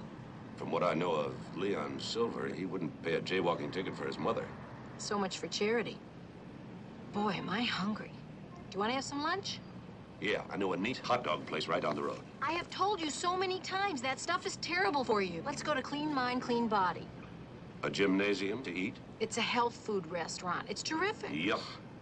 What are you doing after lunch? I'm going shopping. Sally, I really am. before talking with Leon Silver or after? You're amazing. You read my mind. 2 veggie burgers, a side of slaw, and ice-cold carrot juice. Mind boggles. I don't know why you were. I don't know how you can keep drinking carrot juice. I mean... Hey, mister, watch your step, huh? Hey, wait a minute. Do you mind if I ask you a question? Hey, Joey, you mind if he asks me a question? No, go ahead.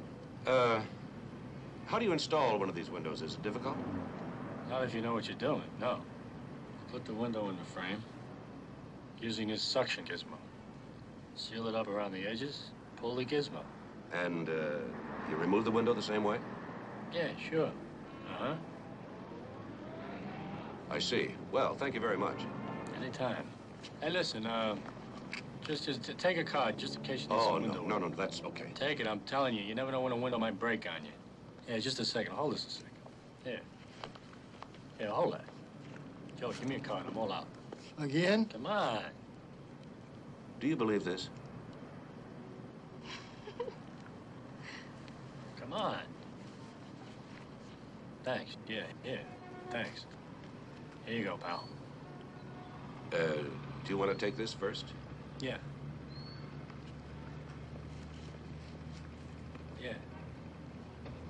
Here you go. Thank you. Anytime. Anytime.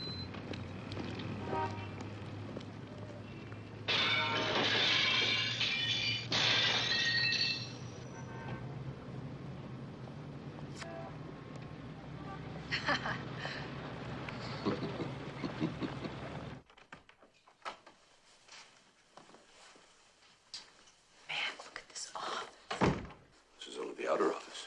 Oh, it's gorgeous. Why are we whispering?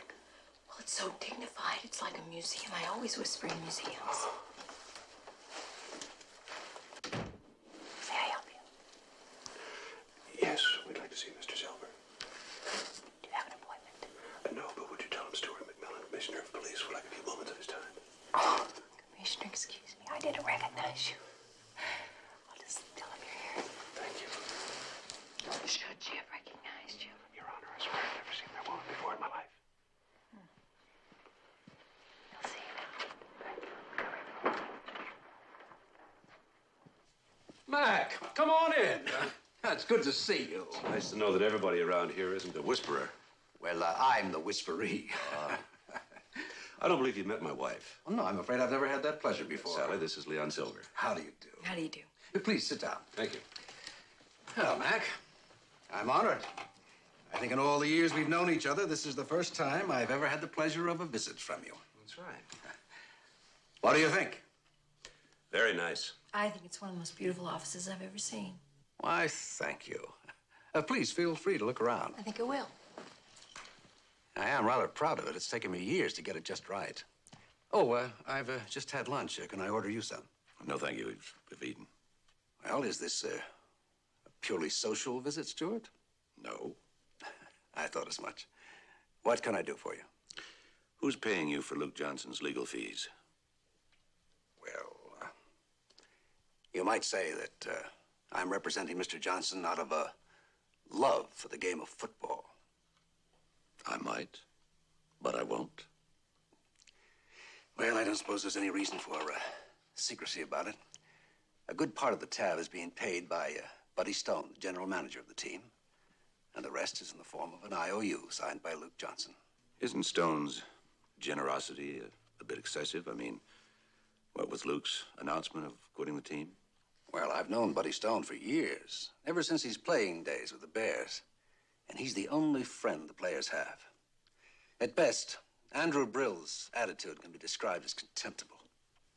Why does he stay with Brill? That's a good question. I've advised Buddy to quit many times, but he's concerned with the players' welfare, both on the field and off. And I might add that without him, there'd be mutiny on the team. You said that Luke signed an IOU. Yes, that's right. Payable when he's exonerated. You must mean if he's exonerated. Oh, he will be, my dear. He will be. I haven't lost a case in years.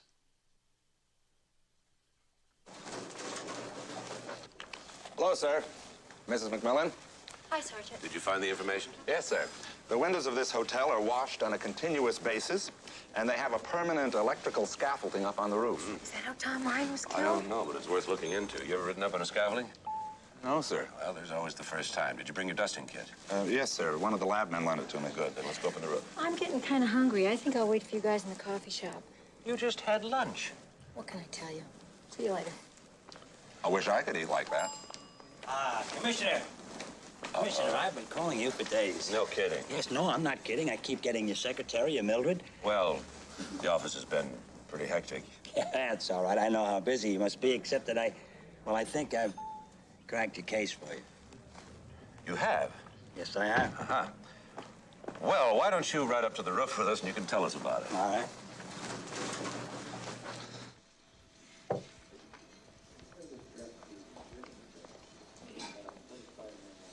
Decide what you want, miss? Yep. Swiss cheese, lettuce, and tomato, rye down, and hold the mayo. I got you. Hey, can you remember the night of the murder? Does a duck have feathers? I was on the night shift. I am the guy that prepared all those dinners for the jurors. I tell you, it was a miserable night all around. Yeah, Chester died that night. What a shame. Who was Chester? My dog, a terrier. Oh, gee, I'm sorry. Well, what can you do? He was an old guy. He led a good life. He had his own bed. A girlfriend next door. I died soon. I should be so lucky.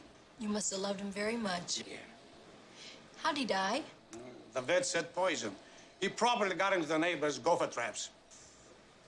You know what you've got to do? Go right down to the pound and get yourself another little puppy. I've been thinking about it, but I don't know. You just don't replace a loved one in a minute. You know what I mean? It's really quite obvious once you break the case down into its componencies. Componencies? Right. Now follow this, Commissioner. Someone in the kitchen, right? Okay. Okay, now this alleged someone hides a gun on one of the dinner carts, and it's sent up to the 9th floor along with the rest of the jurors' dinner orders. In the meantime, the maid has been hiding in Tom Ryan's room all day. Are you with me? Avidly. All right. Now, the dinner tray is delivered to the victim's room. The maid takes the gun off the tray, shoots the juror in the back twice, puts the gun back on the tray. The tray is removed, sent back to the kitchen, where an accomplice gets rid of the gun. You find out who was the maid that day, and you've got yourself a killer. What do you think? Mr. Mordanti, I can see where you've given this case a lot of thought. Well, Commissioner, after all, this is my hotel. I therefore feel, you know, a special responsibility to help you solve this caper, you know. I appreciate your concern, Mr. Mordanti, and frankly, I had considered your solution, but I rejected it. Why? Why? Well, if it had been the maid, one of the guards would have noticed her leaving the room at some point after the murder. But I like the way your mind works, Mr. Mordanti. Keep it up. I will, Commissioner, and we'll catch the culprit.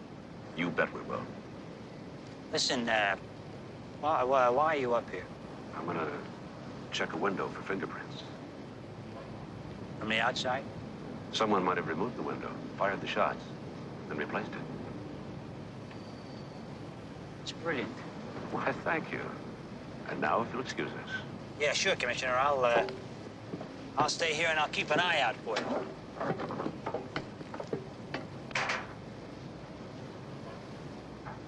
You know, Commissioner, I was a window washer's apprentice once. Oh, yeah?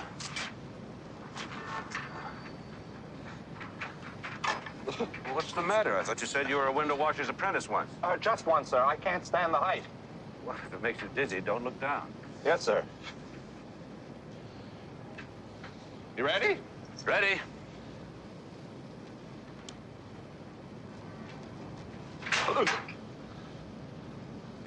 Why are you stopped? Here, let me do it.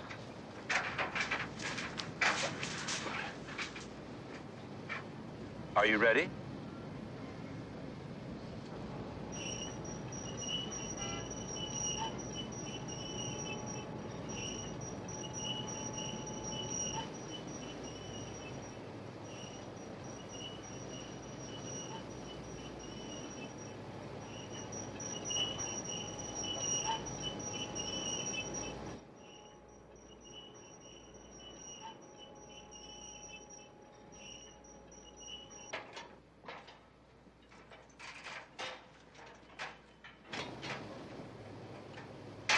Commissioner? There's an open suitcase on the bed there. So what? Well, I feel like a voyeur, sir. I mean... What if someone were to come into the room, sir, and see us out Concentrate here? on the window and forget what's inside. Yes, sir.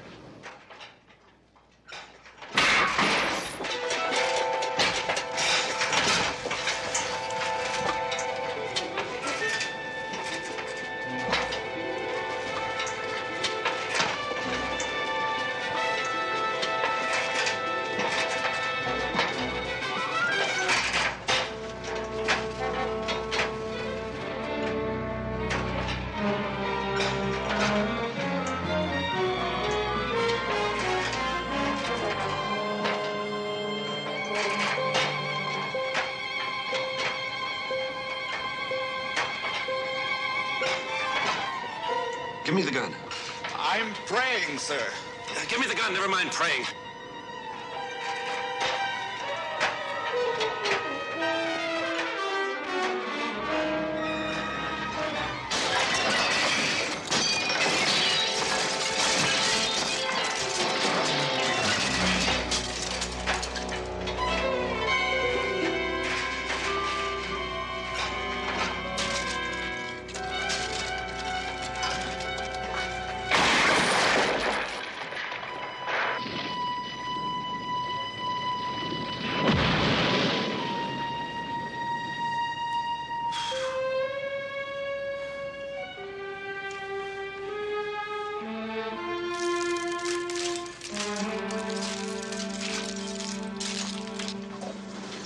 Commissioner, I have never prayed so hard for anything in my life. You should reaffirm your faith. Your prayers were answered. Not exactly, sir. What did you pray for? Wings. Commissioner, are you all right? More or less. Hey, I feel awful about what happened. He feels awful. Hi, what happened? Well, someone slugged me in the back of the head, and when I came to, I looked over the edge and I saw the scaffolding all over the courtyard. Are you guys all right? We're fine. I don't suppose you got a good look at the guy who slugged you or anything. No, I didn't see him. I was looking over the edge at you and at you, and suddenly I was out cold. Well, then it was no accident, sir. We are stepping on a few toes with our little investigation. Unfortunately, the toes are stepping back. Mac, were you able to find anything up on the window? Well, if there was anything, it's destroyed now. We had to break the window to get back into the building. This hotel is jinxed. People are murdered, attempted killings, dogs dying. I'm telling you, we've got to get out of this Dogs dying? place. What does that got to do with it? I was just down in the coffee shop, and the cook was telling me that his dog died of gopher poisoning the same day that Tom Rind was murdered. Now, isn't that sad? Sally, Enright and I were almost killed a few minutes ago. That's sad. Let's go.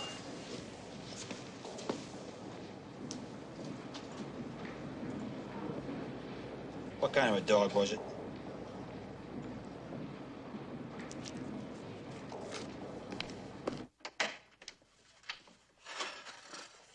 I think I would like to have a drink. Mildred! Mildred! Go to the movies. Oh, are there any phone messages? Oh, no, let's see. I'll get your drink. This is the McMillan domicile. Mildred speaking. No one is home at the present time. If you want to leave a message, please wait for the little beep. This is Virginia Ryan calling. I'd like to speak to the commissioner at his earliest convenience, please. I can be reached at 555-3124.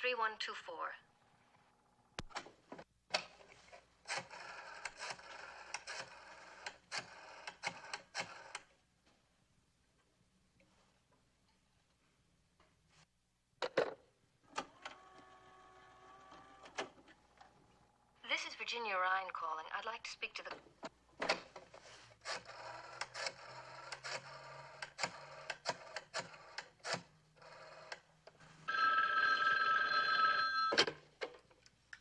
Hello? Mrs. Ryan, this is Commissioner McMillan. Commissioner, thank you for returning my call. I just thought that you should know my husband's had another stroke. I'm sorry to hear that, Mrs. Ryan. How is he? Well, they've taken him to the hospital and he's resting comfortably, but at this point they don't know how serious the damage is or if... Commissioner, I was just thinking that if I could bring him some kind of positive news about your investigation, I think it would help. Well, I don't want to get your hopes up too high, Mrs. Ryan, but I think we're getting close. Oh, that is good news. Mrs. Ryan, I know this isn't the time, but I'd like to ask you a question, if I may. On the night of the murder, when you called the hotel to talk to your stepson, who answered the telephone? I don't know. I suppose it was one of the guards. Can you remember how you introduced yourself? I think I said, hello, this is Virginia Ryan. Or I might have said Mrs. Ryan. And then I asked the guard if he would relay a message to Tom Ryan. You're sure that's how you said it? A message to Tom Ryan? Yes, I'm sure. All right. We'll keep in close touch, Mrs. Ryan. And when you see Tom Sr., give him our love. Yes, I will. And, Commissioner, thank you for everything. Goodbye. Goodbye, Mrs. Ryan. What was that all about? What happened to Tom Sr.? Well, he had another stroke. Oh, God. You know what's funny? What's funny? When I talked to the guard who was on the desk the night of Tom's murder, he said a call came in from Tom's stepmother. What's so funny about that? How did he know Virginia Ryan was Tom's stepmother? She never said what her relationship was.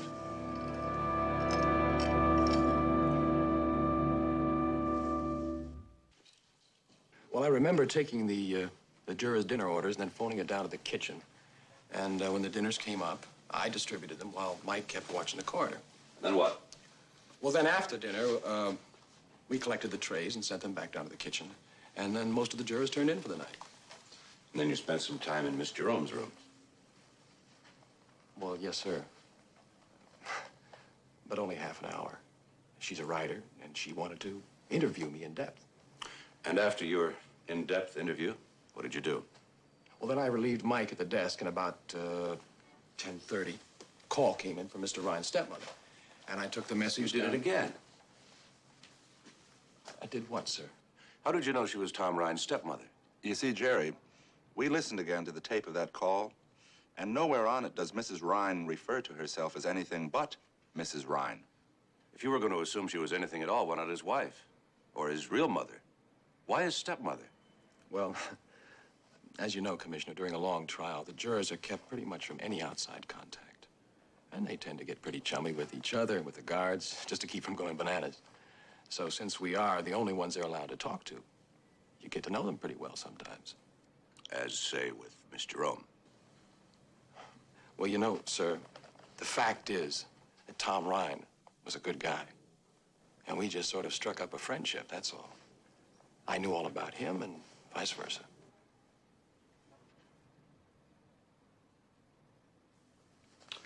Okay, Jerry, you can go. Thanks for coming in. You bet. Well, sir? Put a tail on him. Yes, sir. Anything else? Mm-hmm. I want Tom Ryan's body exhumed. What for? So the coroner can do an autopsy. But he's already done one. Well, he's going to do another one and keep on doing it until he gets it right.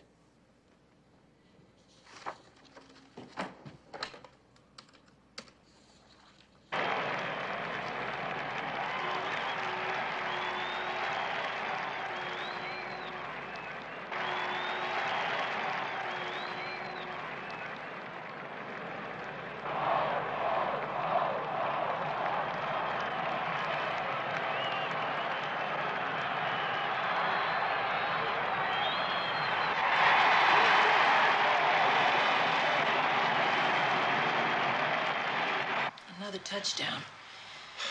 This has been a very lopsided game. Unfortunately, the Miners are on the wrong side of the lop.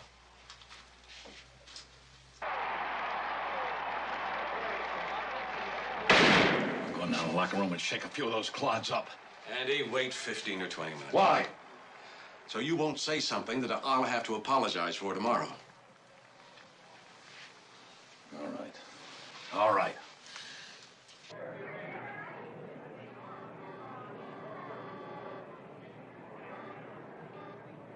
Commissioner, I won't be too long.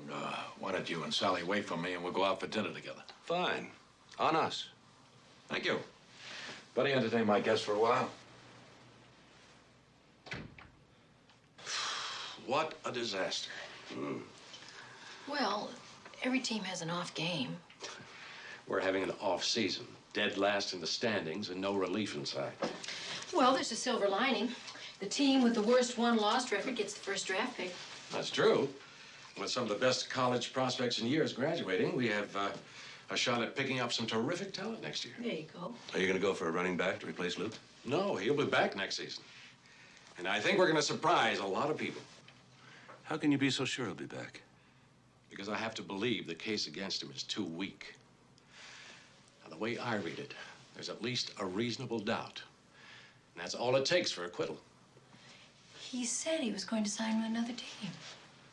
Well, I suppose I don't have to keep secret the fact that Luke has signed a long-term pact with our team. Now, I think that next year, with all of our troubles behind us, we could go all the way. Isn't his change of heart a little sudden? I mean, he went on record as...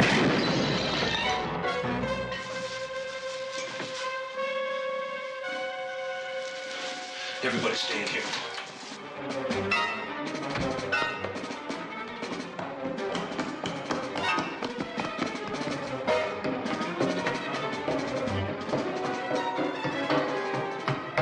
Lewis! Lewis! You took a shot at me up there. Why? I don't know what you're talking about. Then why are you running? Well, as I came out of the locker room, I heard the shot. And when I heard your footsteps behind me, I didn't know whether you were the cop, a sniper, or what. And if you were the sniper, I was afraid of getting killed. Look, it's just my gear. You gotta believe me. I know I came on pretty strong with you the other day, but I was just scared, that's all. Scared of what? Well, to tell you the truth, I'm fighting for my life on this team. I don't need any trouble with the law. You're still in trouble with the law. You're not off the hook yet for those 2 murders. Oh, come on. We've been through this routine already. But I didn't know that Luke re-signed with the team. Now, where does that leave you? Re-signed? I don't know what you're talking about. He signed a new long-term contract. Well, I didn't know that. When I told you that I thought Luke was quitting the team, I was telling you the God's honest truth. Commissioner, Mrs. McMillan told me what happened. Are you okay? I'm fine. But can I go? Yeah, but remember, I want to talk to you later. What's up? It's Jerry the cop, sir, the one we had the tail on. Yeah. Well, he disappeared sometime in the mid-morning. No one's seen him since. Well, maybe I found him, or he found me. Maybe he took that shot at me. Let's see if we can find him before he tries again.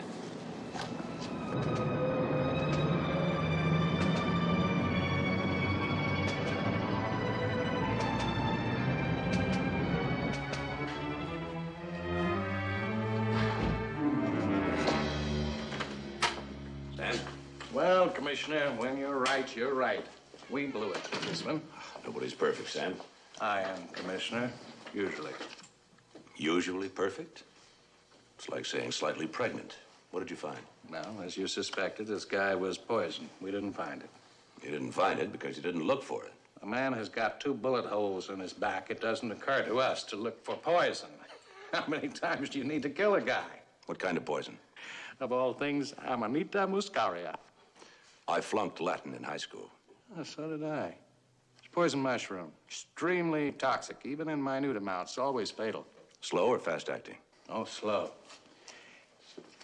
He could have ingested it and gone to bed and died in his sleep. See, this particular poison, it's practically undetectable unless you run very specific tests on it. And as I said, you know, with the two bullet wounds in his back... His dinner was poisoned. Must have been. How'd you tumble to it? Scientific deduction, Sam. My wife was talking to a short-order cook in the hotel whose dog was poisoned the same night he was. You think the killer was the cook? No, I figured he fed his dog food scraps from the hotel every night, and the poison that killed the dog was probably the poison that killed Tom Ryan. Excuse me. Yeah. Just a minute. Commissioner, for you. Thank you. Hello? Yeah, Charlie. He what? Oh, terrific. All right, I'm on my way. Anyway, Commissioner, if you find the guy who served Tom Ryan his dinner, you found yourself the killer. Not necessarily.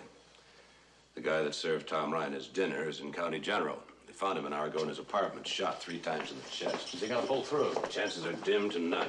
Well, I hope he makes it. Boy, so do I. Because I am so loaded with bodies now, I can't see straight.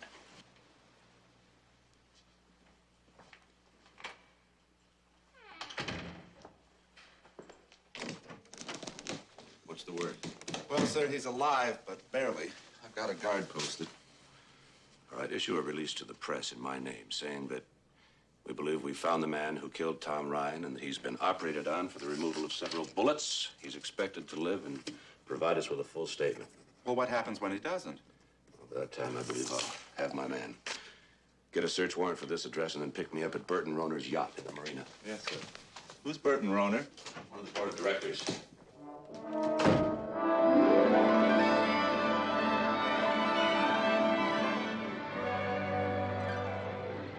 Andrew Brill is hanging on to the presidency of the miners by his fingernails. According to him, your board of directors hasn't been able to get rid of him. True. He got us all going at each other's throats. Before you knew it, any unity there was went down the drain. And now? Well, there'd been tremendous sentiment on the board to get him out. And when Luke announced his decision to quit, that really nailed it down. If Luke had been acquitted, Brill would have been out on his own can, since the contract Luke finally signed was conditional on Brill's removal. Of course, now that Luke's future is very much in doubt again, the boards are beginning to waffle. In other words, if Luke goes back with the team, Brill is through. Basically, that's it. Aber jetzt ist niemand zu Hause. Do you speak English? Nein, sprechen Sie Deutsch? No zu Hause. Entschuldigen Sie mir bitte die Störung, meine Dame. Kann ich die Haussuchungsbefehles haben? May I have the search warrant, sir? Aufgrund dieses Haussuchungsbefehles dürfen wir dieses Haus durchsuchen. In Ordnung, wenn Sie müssen. Danke. Bitte.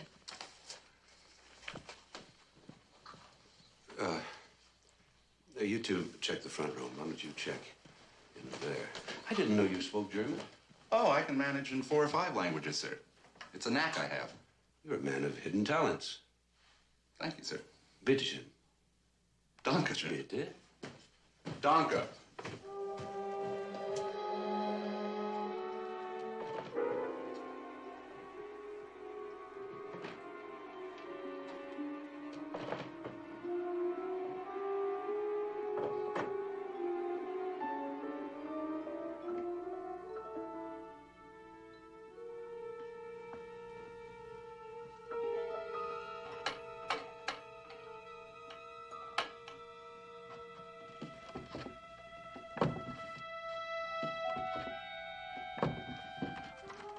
And right.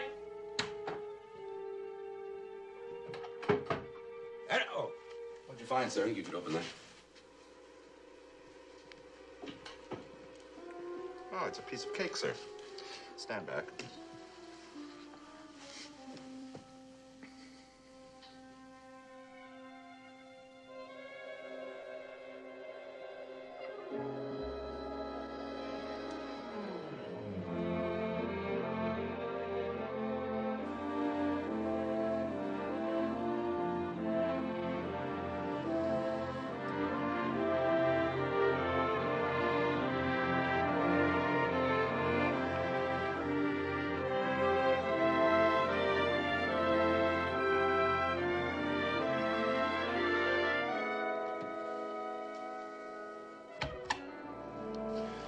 is amazing. I didn't know you could do that sort of thing. Well, sir, I have a checkered past. In 4 or 5 languages. Stand back. Actually, I used to work for a private detective agency before I joined the force. It's amazing what you can pick up when you work for one of those outfits. What have you found, sir? Well, the gun that killed Mo Draper. The housekeeper said that her boss is out at the football stadium. Let's go. All right, tomorrow, remember practice at 10 o'clock, just shorts and helmets, all right? Take it on in. Let's go. Carter! Over here, please. I like the way you've been working, Carter.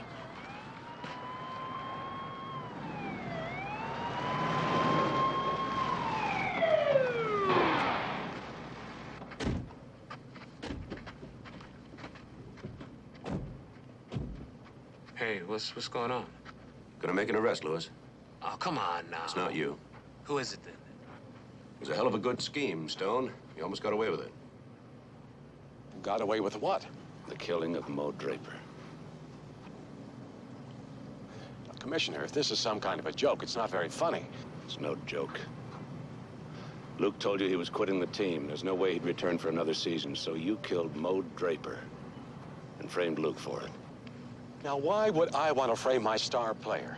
So you could go to the board of directors and tell them you'd deliver Luke on a long-term contract only if they'd oust Andrew Brill and replace him with you. Buddy, what is this? I don't know, Andy. It's absurd. And the board agreed, didn't they? Then you went to your old friend Leon Silver and got him to represent Luke. Then you told Luke you'd absorb the fees only if he'd re-sign with the team. This is total and irresponsible speculation on your part, Commissioner. You'll never be able to prove any of it. I'm afraid I can. I made a complete search of your house. I'm sure you'll find this warrant in good order. I found a .22 caliber pistol in your wall safe, registered under the name of Luke Johnson. You ingrate. You tried to destroy me! Calm yourself. What did you expect, Andy? I only did what you would have done under the same circumstances. All right. I killed Mo Draper. And the juror as well, no doubt. Are you kidding? Why would I? I had Luke's contract signed, sealed, and delivered. I had your job in my pocket. I wanted Luke acquitted. No, if you're looking for that killer, Commissioner, Andrew Brill here is as good a candidate as any. Get him out of here, Commissioner. He makes my stomach turn. Yeah, you and your mistrial would keep Luke's future in doubt. So with him gone, you could probably hang on to your job, I can account for every moment of my time the night he was killed. You want to arrest me, be my guest. But you damn well better have a case. Take Stone in and book him.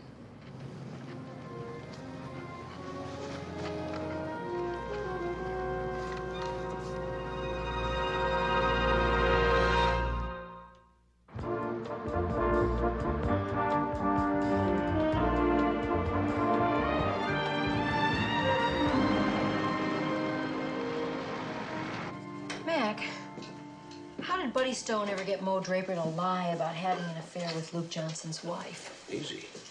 Probably offered him money or a lucrative no-cut contract. How? Then when Luke threatened Mo, Stone killed him. With Luke's gun, which he probably stole from Luke's house somewhere along the line. Yeah, but if Luke was found guilty, then Stone's whole plan went right down the drain, right? The case against him was circumstantial, with no murder weapon as evidence. And all a lawyer of Silver's caliber had to do was establish reasonable doubt in the jury's mind. Which he did with the exception of Tom Ryan. And Stone would come out of this whole thing a hero. He provides Luke with the best lawyer in the business and guarantees his services to the team for 5 years. Commissioner, how did you know that Stone kept the gun? Well, why get rid of it? If he ditched it, it might show up somewhere along the line, and that would convict Luke. And that's the last thing Stone would want. Well, it's nice to know Luke's off the hook. But if that guard Jerry dies before talking, well, then you're not any closer to solving Tom's murder than you were before, right? I still say you're both forgetting Andrew Brill.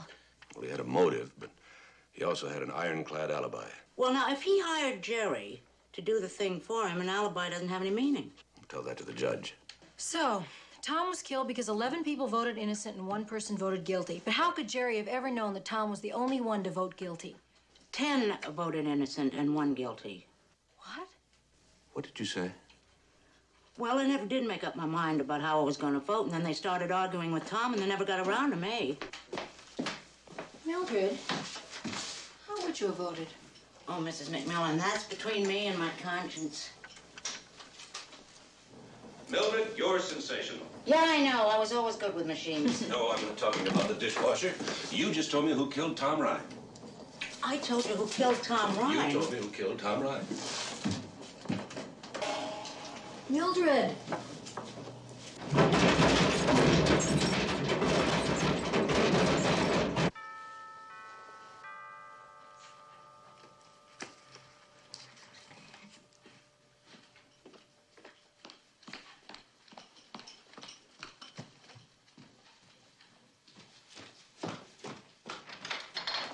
Commissioner, what a nice surprise. May I come in, Mrs. Ryan? Oh, please, of course.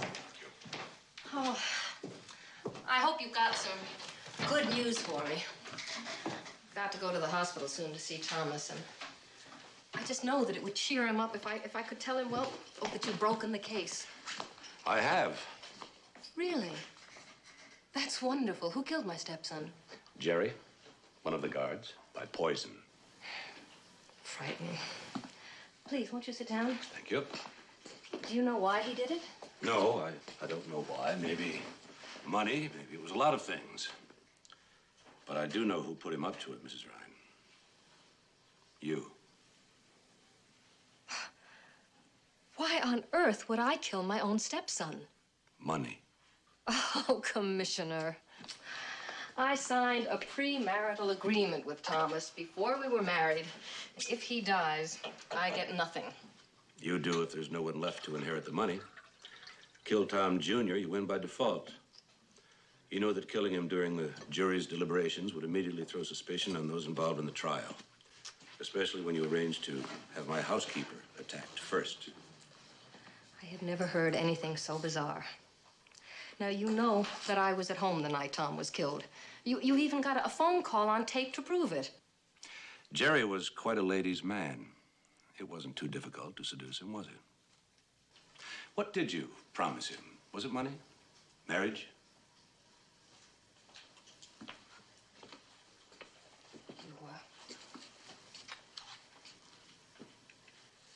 You can't prove any of that.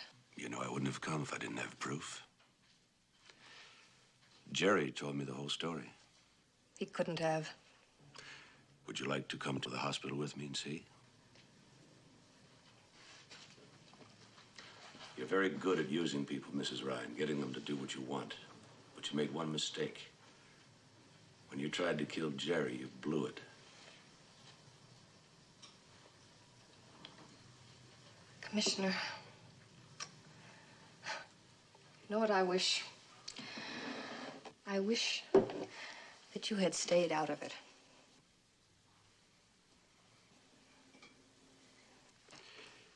Is that the gun you used when you tried to kill him? It's the gun I'm going to use to kill you. Be my guest. But you won't get 10 feet away. You know the police are already on their way. It's over, Mrs. Ryan. And besides, I don't think you've got another murder left in you.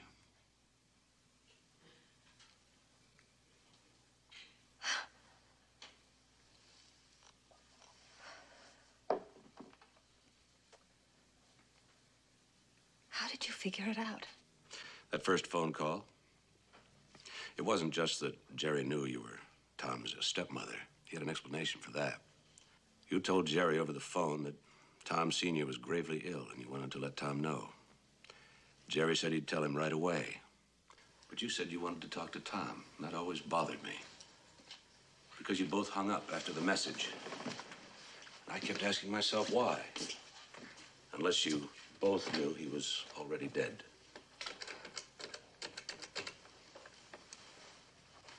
Sergeant Enright, send a unit over to the Ryan residence. You know, Mac, the thing that I can't figure out is how the actual murder itself was committed. Figuring that out was the easy part. Once I found out the cause of death was poison. Jerry sprinkled the poisoned mushrooms over Tom's dinner just before giving it to him, knowing that Tom would be dead in 2 hours at the most. After Virginia's call came in, Jerry broke down Tom's door.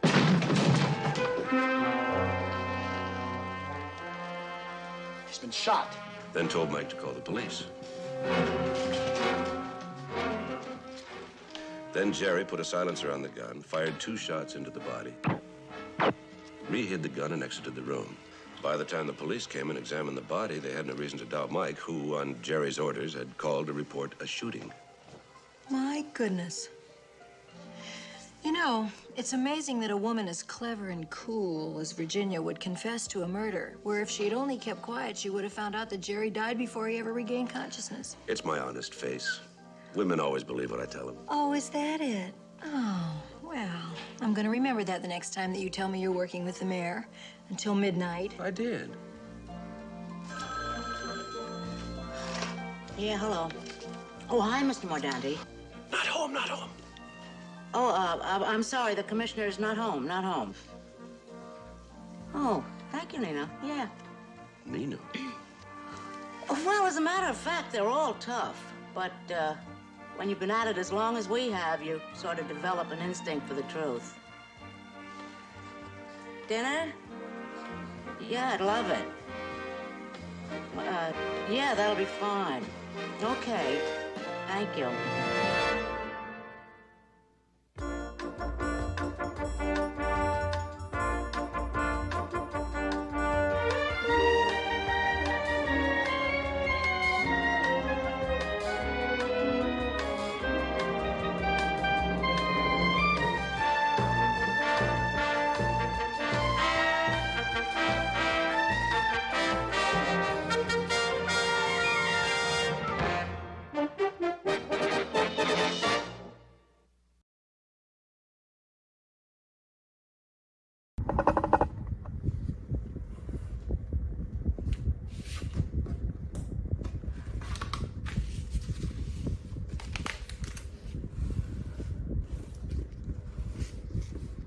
Xin chào tất cả mọi người, chào mừng mọi người đã trở lại với kênh YouTube của mình ngày hôm nay.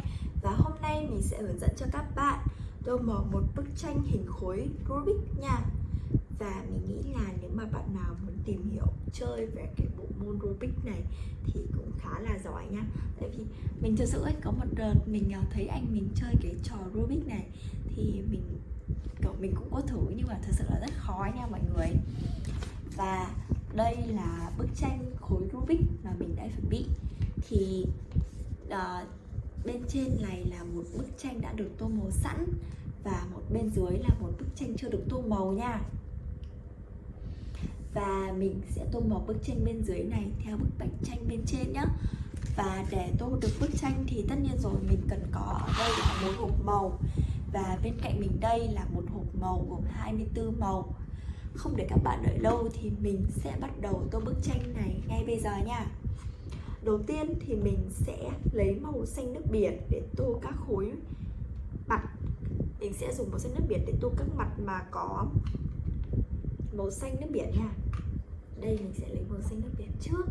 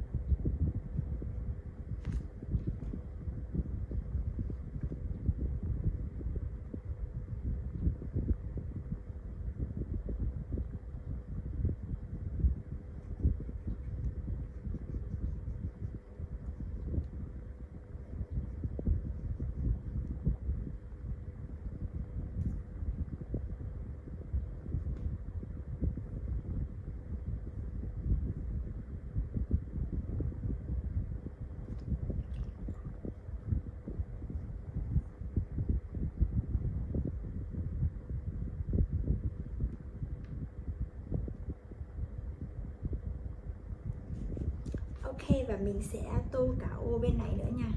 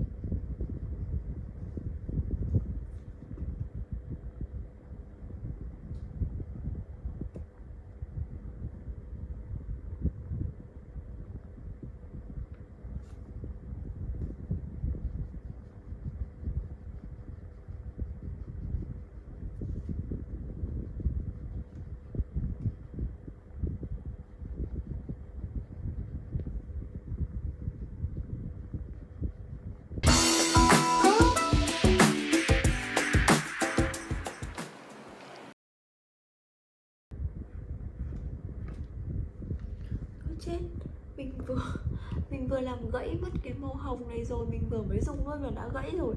Thì bây giờ mình sẽ cố dùng nốt cái đoạn bị gãy này ra nha.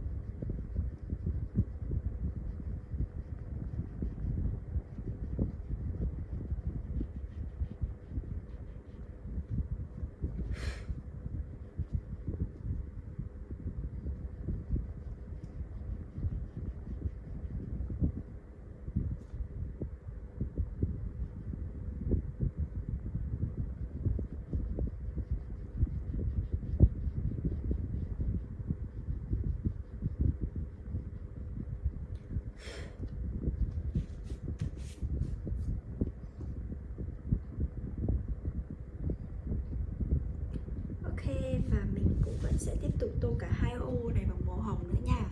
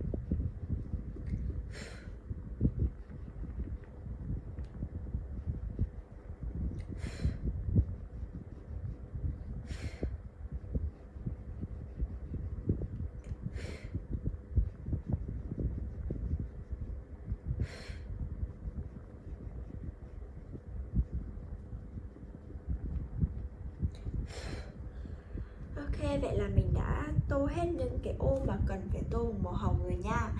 Và mình sẽ cất màu hồng vào cái màu ấy đi nữa. Tiếp theo thì mình sẽ dùng đến là màu xanh lá cây. Mình sẽ dùng màu xanh lá cây để tô những cái ô mà có màu xanh lá cây đó nha.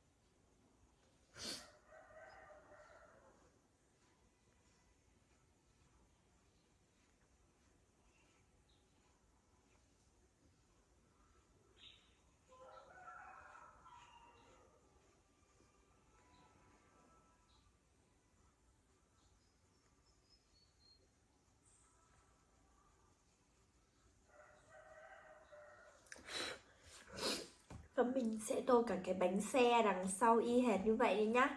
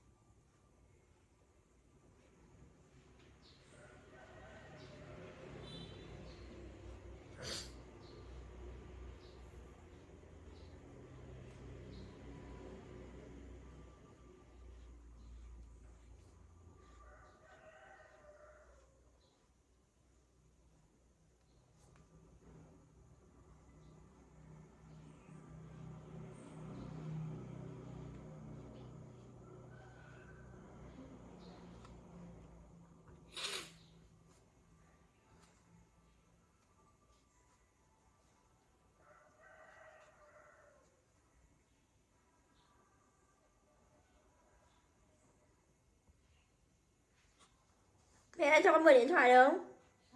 Cho con mượn điện thoại.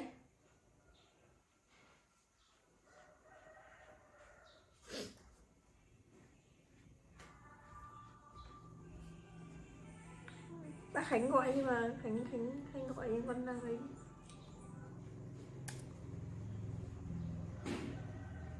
Mở gì mà Dung Hoàng dãng quá. Phòng người bà ấy đổ chỗ rau đấy lắm hơn. Bà cũng chưa về. Hà Nội cũng chưa về.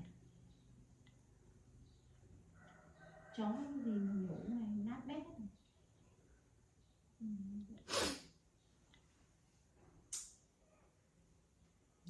Chỗ rau này đã đủ ăn.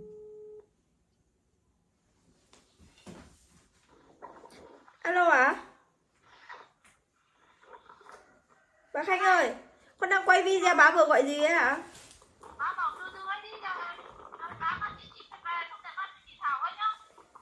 Vâng.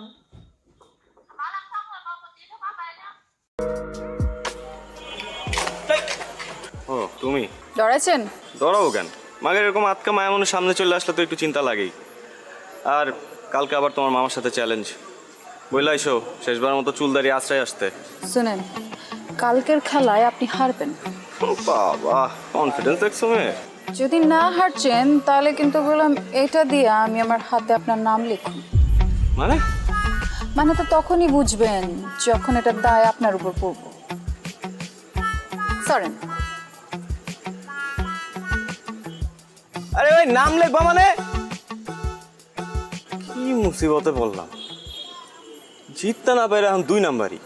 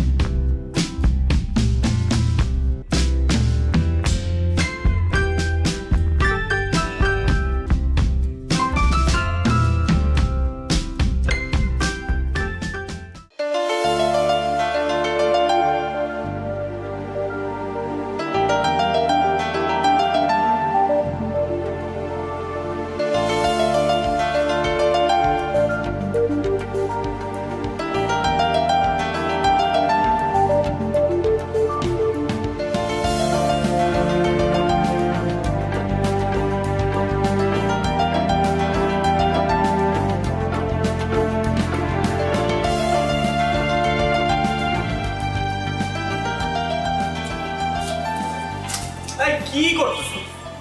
এটা কি করলি তুই মামা বলতো? শেষ পর্যন্ত ওই হাবলু মামার কাছে। সরি বলছি তো, মিস্টেক হয়েছে। আর এটা খেলা না, খেলাতে হার জিত থাকি। এই কথা তুই বলতেছিস? 3 বারের চ্যাম্পিয়ন নিলয় বলতেছে এই কথা, শেষ পর্যন্ত খেলায় হার জিত থাকেই। হ্যাঁ বলতেছি, এবার হয় না আগামীবার হইব। আর শোন, আমাদের না বয়স বেশি হয়ে গেছে, ঠিক আছে? এখন এটা জুনিয়রদের করা কাম, আমরা অনেক সিনিয়র হয়ে গেছি। এই দাঁড়া জুনিয়র? হ্যাঁ, কোন অ্যাঙ্গেল ওই হাবলু মামার তো জুনিয়র মনে হলো? কত দেখি। এই কথা শোনার পরে ওই হাবলু মামা সানফ্লাওয়ার তেল মাইরা ঠিক ঠিক করে হাসবো। তুই এমন একটা কাজ করছিস মামা, এলাকায় মুখ দেখানোর মতো অবস্থা থাকলো না। টাকা দিতেছি, একটা কাজ কর, বোরকা কিনা পিন্দা ঘুরতে থাক, ঠিক আছে? এলাকায় মুখ দেখাইতে হইব না। দাঁড়া, আমার মনে হইতেছে কেউ তোরে তাবিজ করছে। তুই কখনো তো এই কথা বলার ছেলে না, কি হয়েছে কত? কোনো তাবিজ টাবিজ কিছু না। আর শোন, আনোয়ারের রহিম বাবুর ছেড়ে আনতে পাঠাইছিলাম, কই হয়? ভাই আসসালামু আলাইকুম ভাই। ওয়ালাইকুম আসসালাম। আনোয়ার কই? ভাই পাঠায় কই জানি গেল গা ভাই? কামটা কি হলো ভাই? কালে গেম রাইডা গেলেন? যাওয়ার হইছে, কাজের কথা আসি। লাইলির পার্টিতে কাচ্চি খাই দিব না ভাই, পারুম না, মাফ করে দেন ভাই। আপনার লেগে আমার জান হাজির, ওই মায়ের লেগে আমি ভাই কাচ্চি বাচ্চি রাখতে পারবো না ভাই। কি কই? রহিম ভাই মাথা ঠান্ডা, মাথা ঠান্ডা। তোমাদের ছাড়া হইব না তো বিষয়টা। এমন কাচ্চি খাওয়াই ফিরবো, মনে করো 7 দিন যাতে কেউ বাথরুম থেকে বাইর না হইতে পারে। বুঝছো না বিষয়টা? পারবা না? যাও এবার রেডি করে গিয়া, যাও তাড়াতাড়ি।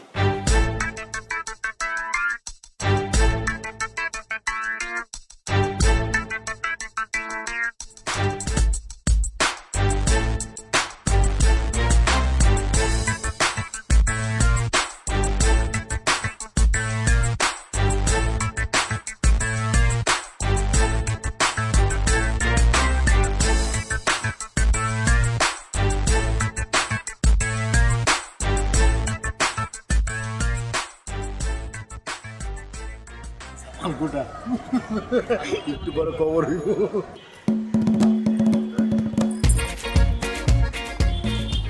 তোমরা আমগুলোকে বইতা। আরে আমরা তো খাবোই, আগে আপ্যায়নটা করে নেই। পুরান ঢাকার ট্রেডিশন তো আপ্যায়ন করা, কি মামা? এই তো দুষ্ট লাইনে আইছো, এরকম লাইনে থাকলে তো কোনো সমস্যা হইতো না। খুব তো কইছিল খেলার কথা, এখন বুঝছো খেলা কি? এখন একদম ক্লিয়ার মামা। আপনার একটু কাছে দিই। আলু দেই, আলু আলু। না না আলু না, গোস্ত দাও, গোস্ত দাও। এই যে গোস্ত দেই। অনেক মজা হয়েছে। এই লাইনে দাও, লাইনে দাও। আলু আলু লাইলি ল। তুমি লইবা নি? খাইতা মজা তো। তুমি একটু খাও। সবাই আমগুলোকে খাইতা। আরে খাবো তো, খাবার তো আছে। আমগুলোকে খাও। আরে মামা খান তো, আছে কিছু লাগলে বললেন কিন্তু।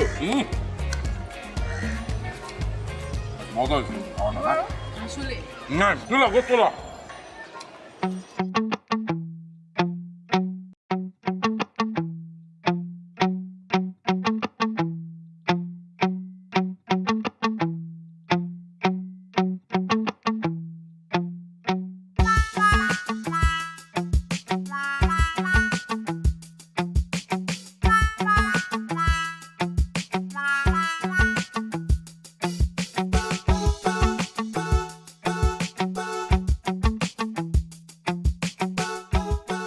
এইবার লইয়া কয়বার হয়েছে? ভাই 5 বার। তোমার এত করে কইছি যে একটু কম কম খাও, মাংনা খাওন পাইলে হুদাই হামাম করে খাও। দুলা ভাই আমি তো মাগনা খাওয়ান খাই ভাই, আমরা তো বাজেতে জিতছি আর আমি তো পরিমাণ মতোই খাইছি। বিশ্বাস করেন দুলা ভাই, আমি নিশ্চিত ওরা খাওয়ানোর মধ্যে কিছু মিশাইছে।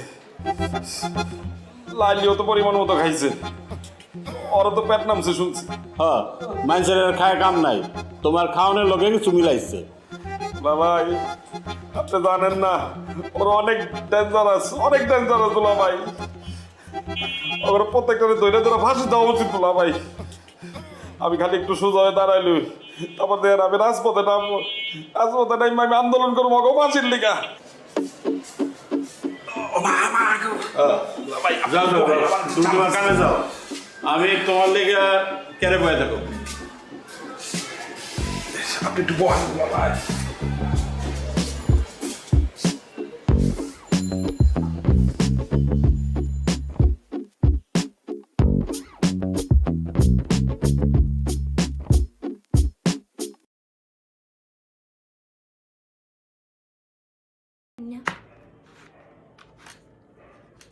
Và đây là màu vàng mình sẽ dùng màu vàng để tô tiếp nha.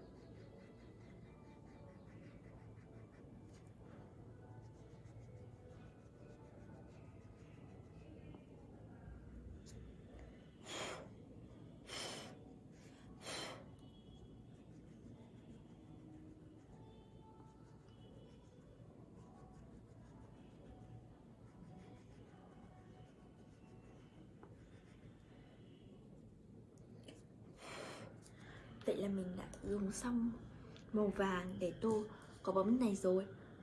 Tiếp theo thì mình sẽ dùng màu vàng để tô phần đỉnh của cái quả bóng bên cạnh này nữa nha.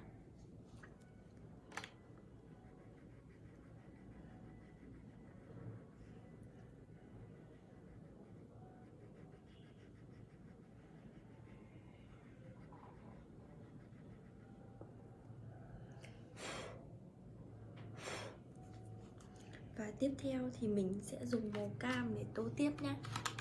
Và đây là màu cam nha.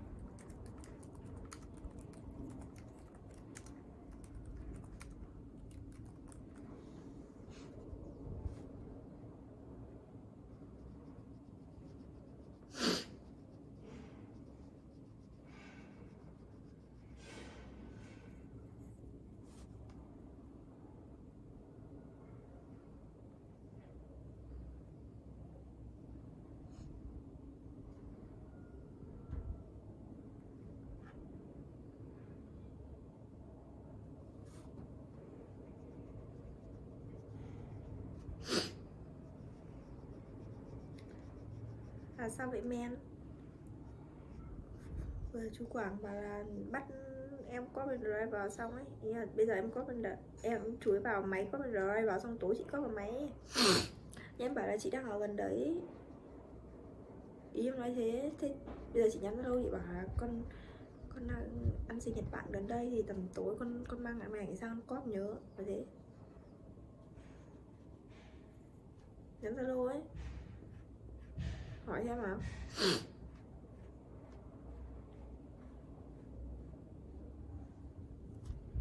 Alo. Bảo con đang ăn gần đấy cách có 1-2 cây thôi.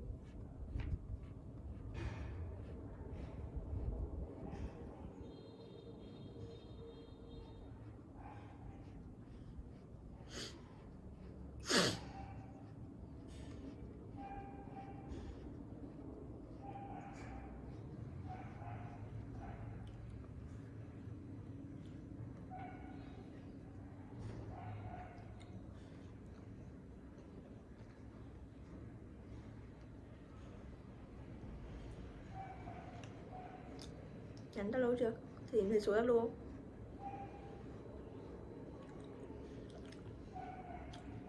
Tìm thấy số Zalo không?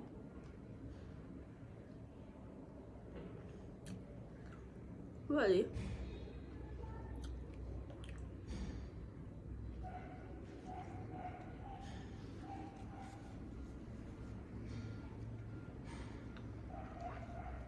Bảo tối con lão sang được không? Không có cơm chuối đợi.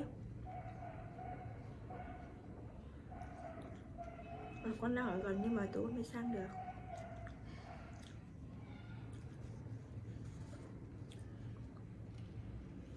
Ok, tiếp theo mình sẽ lấy màu xanh nước biển, màu xanh lá nhạt để tô tí con chú ếch này nha.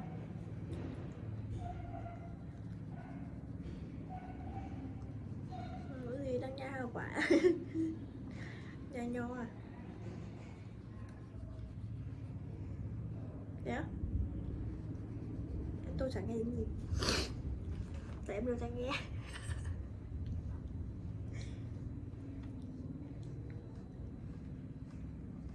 Ô Thảo ơi.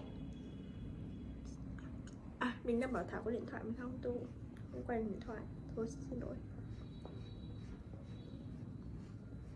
Mũ ốp đi, mũ ốp dính tường ấy. Có cái ốp mà đằng sau nó có cái dính ấy. Dùng tạm. Không nó có. Nhưng mà nó không quay. Thôi khỏi. Mệt. Thế nha, bye bye.